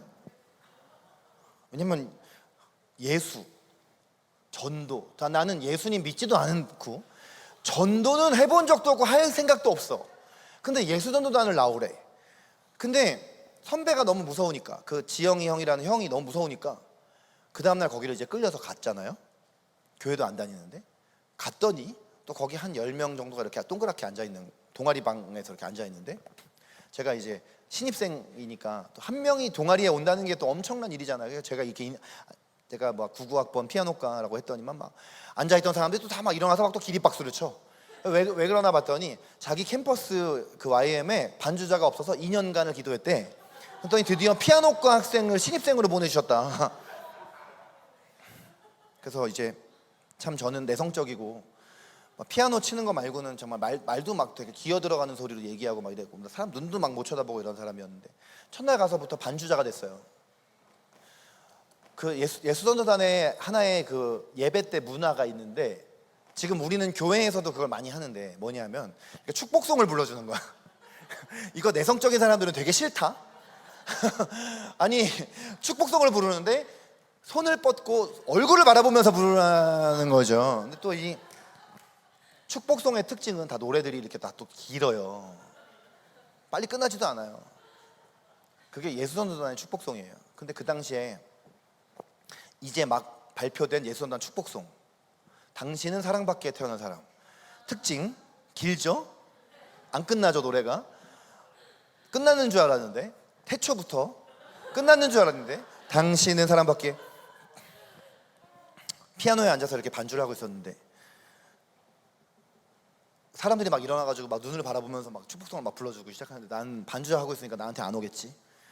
막 반주하고 있는데 이게 무슨 노래인지도 모르는 거 막 반주를 하고 있는데 어떤 그 형제님이 저한테 와가지고 이 노래를 이제 막 불러주는데 피아노 옆으로 와서 이걸 막 불러줘. 막 너무 싫죠, 그쵸? 근데 이제 이 노래를 막 부르는데 막 이분이 우셔, 막 눈물이 막 흘러내려. 막 내 옆에 앉아서 이 노래를 부르는데, 근데 막 노래가 끝났는데 막 나를 와서 막 안아주면서 날 사랑한다고 그러는 거야. 너무 그러면서 뭘 하냐면 자기가 저는 오늘 형제님 처음 봤는데 아까부터 찬양하는데 형제님한테 가가지고 축복송을 불러주라는 마음을 자꾸 주신대. 하나님이 주신대. 하나님이 또 그렇게 불러주라고 그런다는 거야. 그 저보고 가가지고 막 이걸 불러주면서 막 하나님이 저를 사랑한다는 거예요. 그래서 자기가 또 나를 사랑한대. 그래서 막 계속 울고 계셔. 막 옆에서 내가 피아노 치고 있는데. 그러다가 이제 가셨어. 근데 되게 이상한 거야. 여기가 이상한 곳인 것 같은 거예요. 근데 되게 이상한 곳인 것 같은데 또 그게 또 되게 싫지만은 않은 거지. 그리고 사실 내가 거기서도 또 인정을 받잖아. 그 다음 날부터 학교를 가는데 학교에 등교하는 길에 그 예수전도단의 어떤 형을 만났는데 이 형이 또 뭐 윤기야 뭐 반갑다 그러면서 막 뭘 또 막 사줘. 그리고 점심시간이 되면 또 전화 와. 오늘 뭐 같이 우리 밥 먹을래? 뭐 밥 사줄게. 뭐 그러고 끝나고 저녁에 또 학교 캠퍼스 모임을 갔더니 또 끝나고 또 막 너무 좋아. 그리고 막 내가 막 연습실에서 연습하고 있으면 또 같은 연습실에 또 아까 말했던 그 저를 찾아왔던 그 선배 형이 또 저한테 와서 막 또 관심을 보여주고 막 저보고 막 성경 공부하자는 거야. 근데 저는 성경 공부는 싫다고. 근데 이제 그 예수전도단 모임에 반주는 계속 열심히 하고 모임은 다 나간 거지. 교회도 안 다니면서, 선교단체라는 거는 교회에 다니는 사람들이 오는 곳인데 저는 그 교회도 안 다니면서 그 모임을 되게 열심히 나가다가 한 학기가 다 지나고 이제 2학기가 됐어요. 이제 저희가 어쨌든 재수해가지고 저는 다시 좋은 대학 가려는 사람이잖아요. 근데 이제 새학기가 돼서 가을에 이제 우리 캠퍼스들끼리 모여서 예수전도단에서 하는 찬양 집회를 가게 됐어요. 거기가 뭐냐면 이제 화요 모임이란 집회예요. 지금은 정말 큰 찬양 집회가 많죠. 그때는 최고가 화요 모임이에요. 2,500명이 모였거든요. 줄을 서서 들어가요. 근데 이제 우리 갔는데 6시 반에 집회를 하는데 4시부터 줄을 섰다가 이제 우리가 여기 앞자리를 맡았어. 2,500명이 모인 자리에. 근데 나는 이제 그런 데를 가본 적이 없으니까 와, 너무 힘들고 막 짜증나고 막 여기 앞자리에 앉았는데 그 첫 곡 막 찬양을 하다가 이제 잠들어 버린 거예요. 여기 앉아서. 근데 그 화요 모임은 찬양을 1시간을 하고 말씀은 시간이 또 1시간이야. 근데 제가 여기 아직까지 자고 있는 사람 없죠? 있나? 뭐 자면 내버려 두세요. 알아서 깰 테니까. 기도합시다 그러잖아요. 목사님이 마지막에 설교 끝나고. 근데 그 기도합시다 그러는데 그때 깬 거예요. 2시간이 지난 거예요. 근데 이제 앞에 앉아있는 저를 보고 앞에 그 목사님이 뭐라냐면 지금까지 잤어도 괜찮아요 그러는 거야. 그럼 뭐 여기 2,500명이 줄을 서서 들어와가지고 막 그렇게 열정적으로 찬양을 하는데 저만 혼자 잤지 않겠어요? 그리고 그 다음에 억지로 끌려갔어도 괜찮습니다. 하나님께서는 당신을 사랑하십니다. 그리고 하나님은 당신을 만나기를 원하신다는 거예요. 그러면서 잠언 8장 17절 말씀 여러분 아세요? 그게 뭐 어떤 말씀이냐면 나를 간절히 찾는 자가 나를 만날 것이라 이 말씀이에요. 이 말씀 구절을 이야기해 주시면서 어떤 형태로 이곳에 왔던지 하나님 안에는 우연이 없다는 거야. 하나님이 당신을 만나고 싶어서 이 자리에 불러주셨대. 그래서 다른 기도 제목 하지 말고 하나님을 찾자는 거야. 하나님을 만나도록, 하나님이 나에게 찾아오시도록 기도하자고 막 그러는데 여러분 이렇게 수련회를 어떻게 왔든 내가 원해서 왔든 어떤 예배를 끌려서 왔든 하나님이 일하시는 방법은 정말 놀랍습니다. 저는 그날 끌려갔거든요. 그리고 저는 교회 안 다녔거든요. 저는 YM 예수전도단 형 누나들이 좋아가지고 저는 거기 있었거든요. 근데 이 말 딱 들을 때 하나님께서 제게 어떤 생각을 주셨냐면 제가 이렇게 어렸을 때부터 제가 그 순간 20살의 그 날까지 오기까지 저의 인생에서 이 서울예고를 가서 유명한 피아니스트가 되겠다는 어떤 그 꿈을 갖고 제가 그때까지 살아왔잖아요. 서울예고를 가면 저 인생이 너무나 행복할 줄 알고 정말 꽃길이 정말 펼쳐질 줄 알았죠. 왜냐하면 저는 정말 서울예고 나오고 서울대 나오면 유명한 피아니스트가 되는 거는 정해져 있는 거였거든요. 근데 서울예고를 딱 들어갔을 때 저를 기다리고 있던 것은 선배들의 그 군기와 동석이로부터 당한 학교 폭력, 남자 아이들로부터의 왕따, 그리고 그 대학 그 남학생 음악회에서의 그 실패, 무기력과 우울증과 자살 충동, 그리고 대학 입시 실패, 그리고 우리 서울예고 애들이 가지도 않는 우리 이 학교에 들어와서 이런 모든 어렵고 힘든 고난들이 저의 인생에 막 닥치면서 전혀 제가 생각하지도 않았던 정말 인생이 꼬여지는 막 이런 일들이 막 벌어진 거예요. 근데 중요한 거는 그날 그 목사님이 뭐라고 말씀하시냐면 하나님이 나를 사랑하신다라는 거예요. 정말 하나님이라는 분이 나를 사랑하시지 않는다고 생각했는데 그럼에도 불구하고 하나님이 나를 사랑하신다면 나는 오늘 하나님을 정말 꼭 만나고 싶다 이런 마음이 드는 거예요. 네. 아마 그런 과정에는 우리 예수전도단의 형, 누나, 친구들의 중보 기도가 있었을 거예요. 그런 마음을 갖기까지는. 근데 제가 이제 딱 다 같이 통성 기도를 하는 시간이 됐을 때 저는 기도회 해본 적이 없거든요. 이거 누릅니다. 모르고. 여러분 통성 기도를 하시잖아요. 전 통성 기도를 해본 적이 없어요. 그리고 저는 통성 기도를 어떻게 하는지를 막막한 사람이거든요. 그 옆에 있는 사람들을 보니까 기도를 하는데 막 주여 주여 해요. 저도 그냥 그 사람들을 따라서 주여 주여를 막 이제 하기 시작을 했어요. 그러니까 사람이 하나님을 체험을 한다는 건 정말 사람마다 다 다르거든요. 근데 저의 경우에는 하나님이 그날 그렇게 주님의 이름을 부르는데 주님을 만나는 경험을 해요. 제가 주님의 이름을 부르면서 막 주여 주여를 하는데요. 그 정말 짧은 기도를 하는데요. 여러분 요한복음 3장 16절 말씀 아시죠? 어떤 말씀이죠? 네, 이거 화면에 왜 띄워줍니까 간사님? 여기 있는 사람들이 지금 암송하고 있는데 암송 실력을 좀 보려고 하는데 네, 하나님이 세상을 이처럼 사랑하사 독생자를 주셨으니 이는 그를 믿는 자마다 멸망하지 않고 영생을 얻게 하려 하심이라. 이거 말씀 안 띄워도 여러분 다 아시죠? 왜 그렇죠? 우리 어렸을 때 이거 말씀 안 외우면 밥 안 주고 막 이러지 않았어요?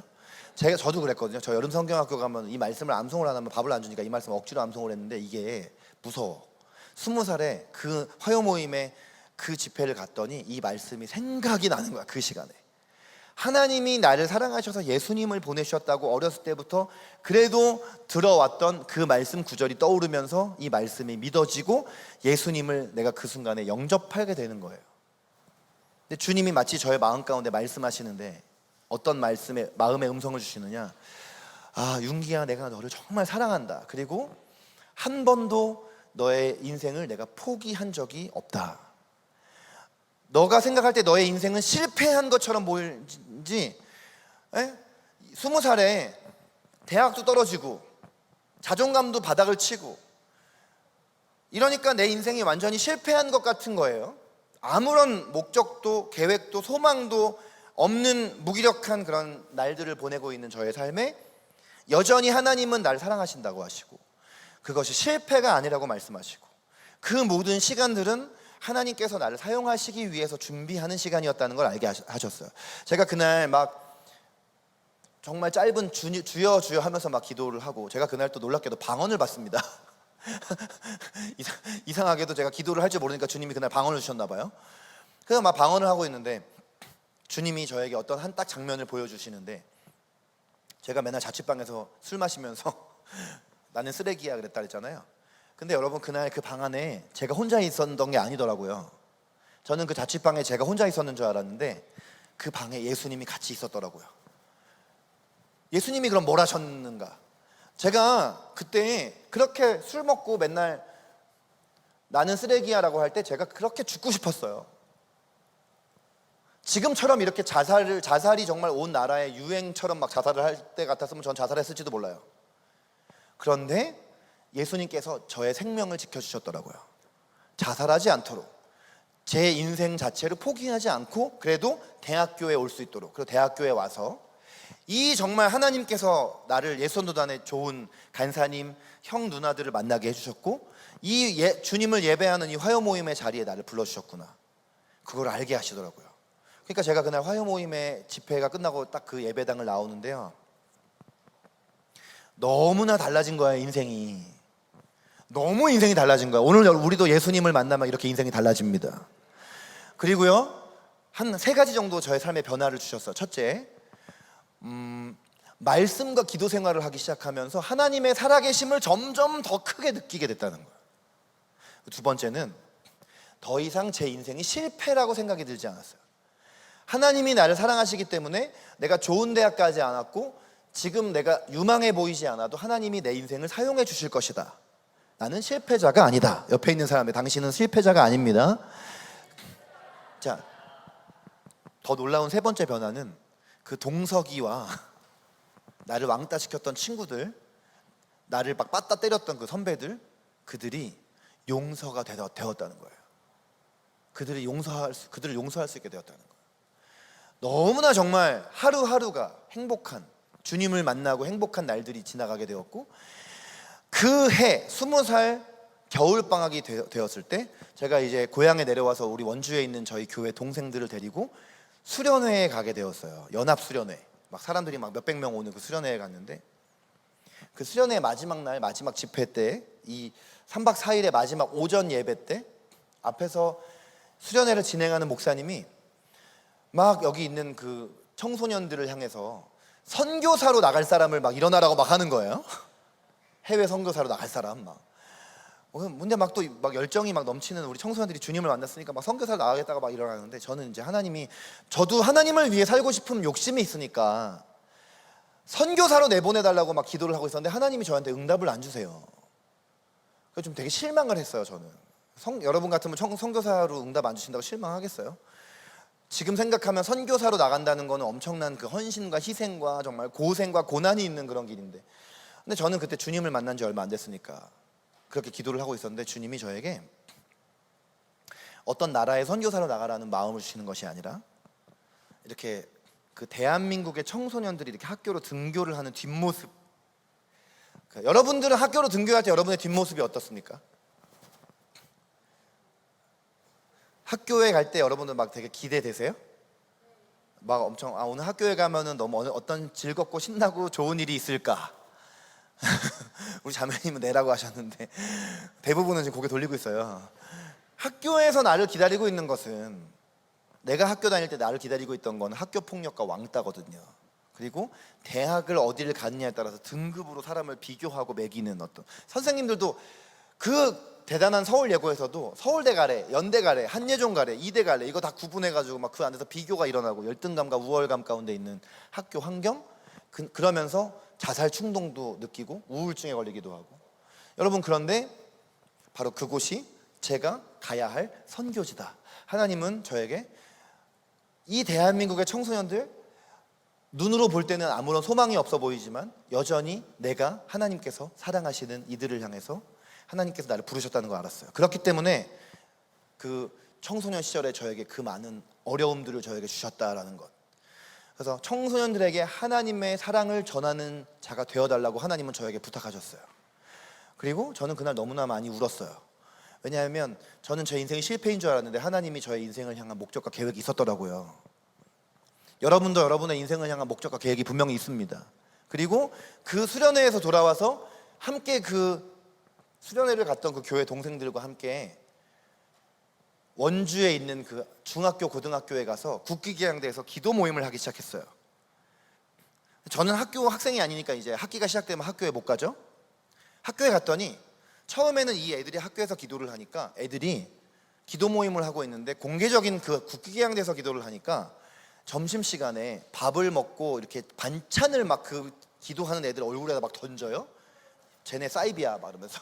농구하는 애들이 농구하다가 농구공을 막 얘네들한테 막 던져가지고 막 기도를 못하게 하고, 또 침도 막 뱉고 막 이래요.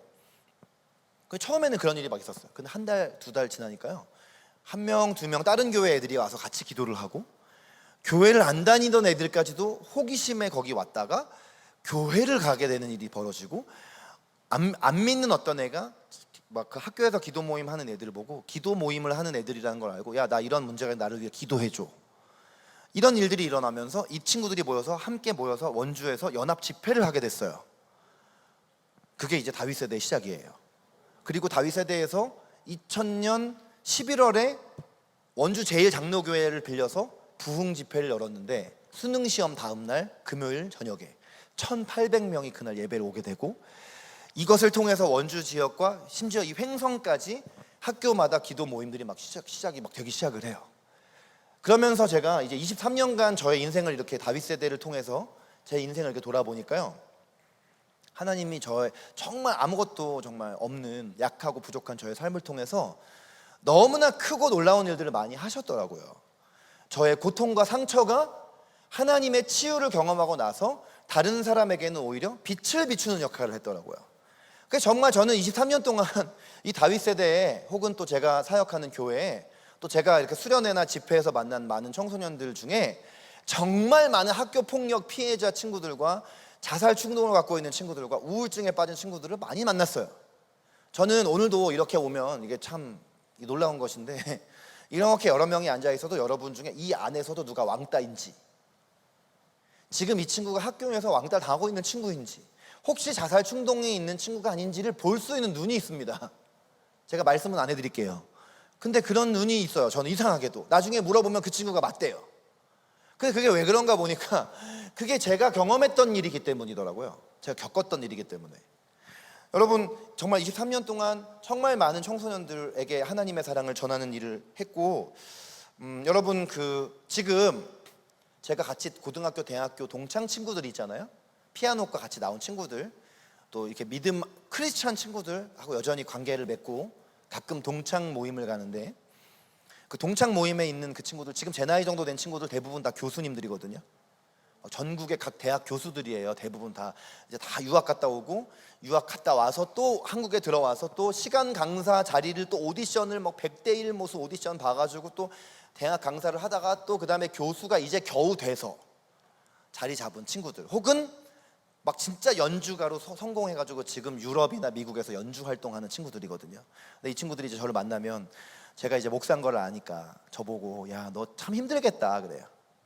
그리고 제가 청소년 사역하는 거 아니까 너 진짜 힘들겠다 그러면서 제가 이제 같이 밥 먹으면 n분의 1 더치페이 해야 되는데 제 밥값을 내지 말라고 그러면서 딱 그날 집에 갈 때가 되면은 다 자기들끼리 돈을 모아가지고 봉투를 이렇게 하나씩 주면서 되게 불쌍하게 저를 보면서 저를 되게 불쌍하게 쳐다보면서 야 이렇게 좀 이제 너 뭐 교통비라도 하고 밥이라도 사 먹어 막 이래. 근데 제가 이제 그걸 돈은 잘 받고 헌금한 거니까. 근데 제가 뭐라고 하냐면 야 나는 불쌍한 사람이 아니라고. 난 너네가 불쌍하다. 나는 때로는 힘들어. 때로 여러분 청소년 사역이 힘들다는 걸 여러분이 와닿지 않을 거야. 왜냐 여러분 청소년 시기를 살고 있으니까. 그러나 매년 이 중고등부 교사 선생님들이 줄어드는 현실을 보세요. 바뀌거나 선생님들이 중고등부 교사 하다가 이렇게 잘 안 하는 이유는 뭐냐면 정말 이 청소년들은 정말 거절을 잘해. 배신을 잘해. 잠수를 잘 타. 그리고 내가 아무리 잘해줘 봤자 고마움을 못 느껴. 그래서 20대 때 돈이 없잖아요. 밥을 사주면 나는 집에 갈 차비가 없어요. 그리고 이 친구랑 같이 뭐를 하면은 나는 돈이 없어 지갑에. 그럼 난 집에를 걸어가야 되거든. 그리고 제가 사역을 일찍 21살 때 사역을 시작했기 때문에 21살 때 사역을 시작했는데 막 사람들이 막 집회에 막 몇백 명씩 오고 막 이런 일이 있으니까 원주 지역 안에서 저에 대해서 막 이상한 소문이 돌았어요. 제 이상한 사입이다. 피아노 잘 치는 애가 애들을 현혹한다. 청년이. 그래가지고 막 이상한 소문이 막 돌고 막 어디 불려가가지고 막 혼나고 막 이랬어요. 이게 얼마나 고생입니까? 제가 계속 그래도 대학을 나오고 대학원을 가고 피아니스트의 길을 갔으면 이런 고생을 안 할 거 아니에요? 근데 여러분 제가 23년을 지금 하고 있잖아요. 그리고 이제 앞으로 선교사를 나가서 저는 일본에 가서 다시 시작이에요. 일본에 제가 선교사를 가면 다시 청소년 사역을 다시 시작하는 거거든요. 처음부터. 이거 힘든데 이거 왜 하려고 합니까? 하나님께서 이런 힘들고 어려운 것 너머에 더 큰 기쁨과 보람을 주시니까 하는 거예요. 한 영혼이 주님을 만나서 변화되면, 인생이 달라지면 이것을 보는 것은 유명한 음악가가 돼가지고 보는 사람들이 박수 쳐주는 기쁨과는 비교할 수가 없는 것입니다. 여러분 제가 한 5년 전에 이제 그 CTS 기독교 TV에서 저 프로그램 내가 매일 기쁘게라는 방송을 나가게 됐어요. 네. 근데 저분들 유명한 연예인 저분들 진행자들이 저한테 질문을 던졌어요. 인생에서 가장 기쁘고 보람이 될 때가 언제냐 그래가지고 제가 무슨 얘기를 했냐면 한 사람의 삶이 변화되는 거를 눈앞에서 볼 때. 근데 저 프로에서 갑자기 저를 전화 연결을 시켰어. 깜짝 전화 연결을 했어. 근데 누구를 전화 연결을 했냐면 제 옛날 제자 중에 정말 말썽 피우던, 제가 그 당시에 생각할 때 얘가 나중에 성인이 돼서 인간구실을 하면 살 수 있을까 이런 친구였어요. 이렇게 친구들이 집회를 끌고 오면 도망가요. 5년을 설득해서 얘가 제자 훈련을 받아가지고 그래도 주님을 만나고 변화가 돼서 이 친구가 나중에 신학교를 갔는데 신학교 가서 또 사고 치고 다녀. 근데 여러분 이 친구가 결국은 하나님께서 이 친구를 정말 포기하지 않으시고 만나주셨어요. 근데 이 친구가 가정이 깨어진 친구거든요. 어렸을 때 아버지가 돌아가셨는데 둘째 양아버지가 들어왔는데 양아버지가 엄마의 모든 재산을 다 사기치고 도망가가지고 엄마랑 둘이 사는 친구인데 가정 환경이 이러니까 교회를 다니는 친구인데도 너무 깨어진 가정 안에 자란 상처가 있으니까 너무 힘든 거예요. 그러니까 자꾸만 문제 행동을 하는 거야. 근데 제가 이 친구를 밤이고 낮이고 그냥 늘 만나고 이 친구랑 전화 통화를 하고 밥을 사주고 이 친구가 이제 예배 안 오니까 1대1로 막 양육을 하고 막 이랬는데 이 친구가 결국 나중에 변화가 됐어요. 하나님 만나고. 근데 이 친구가 이제 지금은 목사가 됐습니다. 네, 그래가지고 이제 어느 교회 중등부 담당 목사를 해요. 제가 이 친구 교회에 한 3번 정도 임지를 옮길 때마다 교회 가서 수련회 가서 설교를 하기도 해요. 너무 감동이지 않아요, 여러분? 그 인간구실도 못할 것 같았던 걔가 거기 와서 목사님이 되어 있는 거야. 근데 그 친구랑 전화 연결을 해준 거야, 전화 방송에서. 제가 그 친구 연락처는 또 어디서 구했는지. 그게 저의 삶에 너무나 큰 기쁨이고, 그리고 여러분 올해 3월 달에는 제가 서울예고 신앙부흥회에 가서 설교를 하게 됐습니다. 서울예고가 기독교 학교니까요. 연초에 신입생들이 이렇게 입학을 하면은 부흥회를 해요. 근데 선배인 제가 갔어요. 근데요, 제가 2번째 간 거거든요. 5년 전에도 한번 갔는데 이번에 2번째 갔는데 5년 전에 갔을 때 제가 아까 말한 제 간증을 안 했어요. 왜냐하면 학교 폭력을 당하고 선배들이 군기 잡는 거 얘기하면 학교가 욕먹는 거잖아요.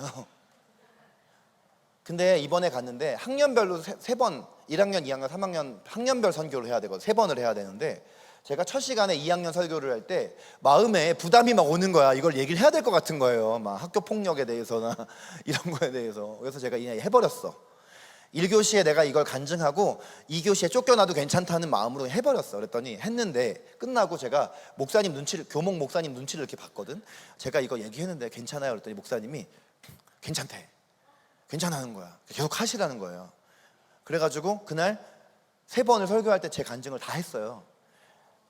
그랬는데 여러분, 설교가 끝나고 한 달 정도 지났을 때 어떤 어머님이 저한테 전화를 하셨어요. 자기 애가 그 자리에 앉아있어 자기 얘기를 했다는 거예요. 제 얘기를 했는데 그 아이는 자기 얘기를 한 것처럼 막 펑펑 울었고 거기 주변에 있는 남자애들이, 특히 남자애들 다 울었대. 그러면서 지금 학교 폭력은 아니지만, 학교 폭력은 제가 졸업하고 10년 후에 다 없어졌습니다. 청와대에다 서신이 올라갔거든요. 네, 남학생들이 청와대에 서신을 올려가지고. 그리고 제 선배보다 5년 선배 형이 죽었어요. 선배한테 맞아가지고. 그래서 학교 뒤에 묘비가 있어요. 이거는 그 서울예고의 비밀이니까 어디 소문내지 말아주세요. 진짜 실제로 근데 서울예고 뒤에 가면 거기 묘지가 있어요. 근데 10년 어쨌든 그 학교 폭력은 없어졌지만 여전히 자살 충동과 우울증과 그 입시 스트레스 때문에 힘들어하고 있는 친구들이 있는데, 이런 친구들이 그날 그 자리에 있었고 제 그날 설교와 간증을 듣고 위로와 치유를 받고 하나님을 의지하게 되었다. 그래서 목사님, 이 친구들을 학교 안에서는 모일 수 없으니 2학기 때가 되면 이 친구들과 따로 만나서 양육해 주실 수 있나요? 라는 부탁을 하셨어요. 그래서 제가 이제 조금 얼마 지나면 이제 그 친구들을 만나게 됩니다. 후배들을 대상으로 이제 사역을 또 하게 돼요. 새롭게. 이게 정말 하나님이 일하시는 방법을 모르는 거예요. 너무나 이게 놀라운 하나님의 역사입니다. 여러분, 그 혹시 인터넷에서 이 사진 보셨어요? 이 사진이 뭐냐? 보신 분 혹시 계십니까? 이 사진? 보신 분 계시죠? 이게 2011년에 어떤 대구에 있는 한 중학생이 학교 폭력을 너무 심하게 당해가지고 아파트 옥상에 가서 이제 자살을 하려고 엘리베이터 타고 이제 올라갔다가 또 이제 또 내려왔다가 올라갔다 내려왔다를 몇 시간을 하면서 CCTV에 이게 찍혔어요. 근데 이 친구가 막 머리를 막 쥐어 뜯고 막 자기를 막 뺨도 막 때리고 막 가슴도 막 두드리고 막 이러다가 결국은 자살을 하죠. 네.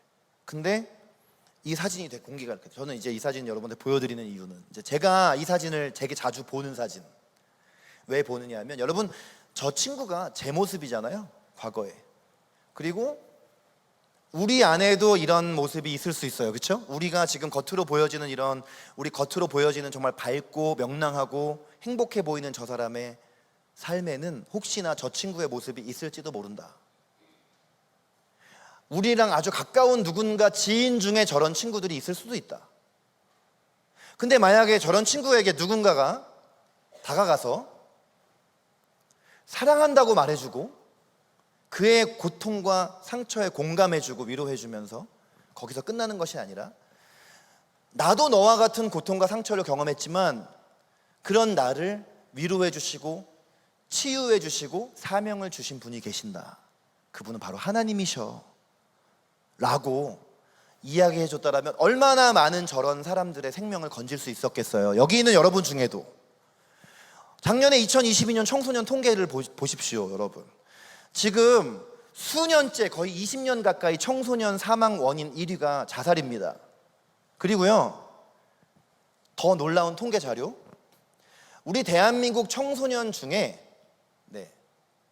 정말 많은 청소년들이 1년을 살아가면서 1년 동안 2주 동안을 삶을 살아갈 수 없을 만큼 무기력하고 우울감 가운데 시달리고 있다라는 통계 자료가 나왔어요. 근데 이런 사람들이 한두 명이 아니라 10명 중에 3명이에요. 그럼 여기 있는 사람 중에, 우리 중에서도 좀 30%가 이런 사람이라는 거예요. 1년 중에 2주 동안을 정말 무기력하고 우울해서 일상생활을 중단할 만큼 우울감을 느끼는 사람들이 10명 중에 3명이라는 거죠. 여러분, 이들에게 무엇이 답입니까? 어떤 것이 이들에게 답이 될 수 있겠습니까? 그것은 예수님을 전하는 것입니다. 하나님의 사랑을 그들에게 전하는 것이에요. 여러분, 저는 이 사진을 보면서, 아까 그 사진을 보면서 제가 있어야 할 자리를 자각을 합니다. 오늘 여기 수십 명의 청소년들과 청년들이 여기 이 자리에 있지만, 저는 여러분 모두가 아니라 여러분 중에 오늘 이 말씀과 저의 간증이 필요한 그 한 사람을 대상으로 하는 거예요. 한 명이라도 오늘 이것을 듣고 저 얘기에 공감되어지고 나도 저렇게 주님을 만나서 상처가 사명이 되고 싶은 그런 사람들, 그 사람들을 향해서 저는 오늘 이 메시지를 나눈 것입니다. 여러분, 오늘 이 말씀을 좀 마무리하면서 여러분한테 오늘의 말씀을 정리하는 그런 멘트를 던지고 싶어요. 여러분, 하나님께서는 여러분을 살리시고 여러분을 통해 또 다른 사람을 살리시기를 원하신다. 하나님께서는 우리의 고통과 상처의 가장 큰 위로자요 치유자가 되셔서 우리가 위로받고 치유받는 데서 끝나는 것이 아니라 누군가에게 위로자로 치유자로 서는 것을 주님은 원하신다. 우리의 사명은 어디서 찾을 수 있어야 되느냐? 우리의 상처에서 우리의 사명을 발견할 수 있어야 된다. 이런 말씀을 여러분에게 드리고 싶어요. 제가 되게 좋아하는 말입니다. 상처는 별이 된다라는 말. 상처가 어떻게 별로 보일 수 있겠어요? 상처는 너무나 찌그러져 있는 그냥 유리 조각 같은 것이 상처입니다. 그런데 하나님이 그 상처를 만지시면 어떻게 됩니까? 상처에서 빛이 나기 시작을 해요. 빛은 어두움에 밝혀주는 역할을 하는 것이죠. 우리 주변에 너무나 많은 사람들이 어두움 가운데 살아가고 있어요. 상처로 신음하고 있어요. 여기 있는 우리들 중에도 이미 상처 때문에 시달리고 있는 친구들이 너무나 많을 거예요. 가정 환경의 문제, 학교에서 인간관계의 문제, 저처럼 학교 폭력, 왕따, 자살 충동, 정신질환, 여러 가지들이 있을 수 있어요. 근데 여러분, 하나님께서는요, 여러분을 정말 가장 강력한 위로자요 치유자요 여러분을 만져주실 수 있는 분이십니다. 예수님의 옷자락에 여러분의 손이 닿을 때 여러분이 치유될 것입니다. 그리고 그것이 사명으로 변화될 겁니다. 여러분과 같은 고통당하는 사람들에게 여러분이 위로자로 치유자로 살아가도록 하나님께서는 그 시간들을 허락하신 것입니다. 오늘 아침에 제가 여러분한테 드리고 싶은 메시지가 이것이에요. 상처가 사명이 될 수 있다는 것. 상처를 사명으로 바꾸는 것이 우리의 기도. 여러분, 오늘 이 아침에 우리 여러분의 상처를 좀 주님 앞에 이렇게 꺼내어서 말씀드리는, 그리고 그 상처를 통해서 여러분을 이 땅에 보내신 목적과 계획을 발견하는 그런 시간이 되기를 원하지 않으십니까? 여러분, 우리 한번 자리에 다 일어나실까요? 네, 오늘 예수 나의 치료자라는 이 찬양 함께 좀 부르면서 이 찬양 부르고 우리 주님 앞에 좀 기도하는 시간을 가지면 좋겠습니다. 여러분, 이 아침에 예수님께서 이 자리에 계시는 줄로 믿습니다. 우리의 가장 강력한 위로자요 치유자로 이 자리에 계시는 예수님, 오늘 오셔서 저의 상처를 만져주시고 저의 고통 가운데 위로자가 되어 주시옵소서. 그리고 우리의 삶이 주님 앞에 주님의 그 선하시고 완전하신 계획 가운데 이 땅 가운데 나를 보내셨고 우리의 상처를 누군가의 어두움을 비추는 별로 만드실 수 있는 분이라는 것을 우리가 마음에 새기면서, 네, 여러분, 우리 가슴에 손을 좀 얹어볼까요? 두 손을 가슴에 손을 얹고 이 찬양 부르면서 우리 주님 앞에 함께 나아가길 원합니다.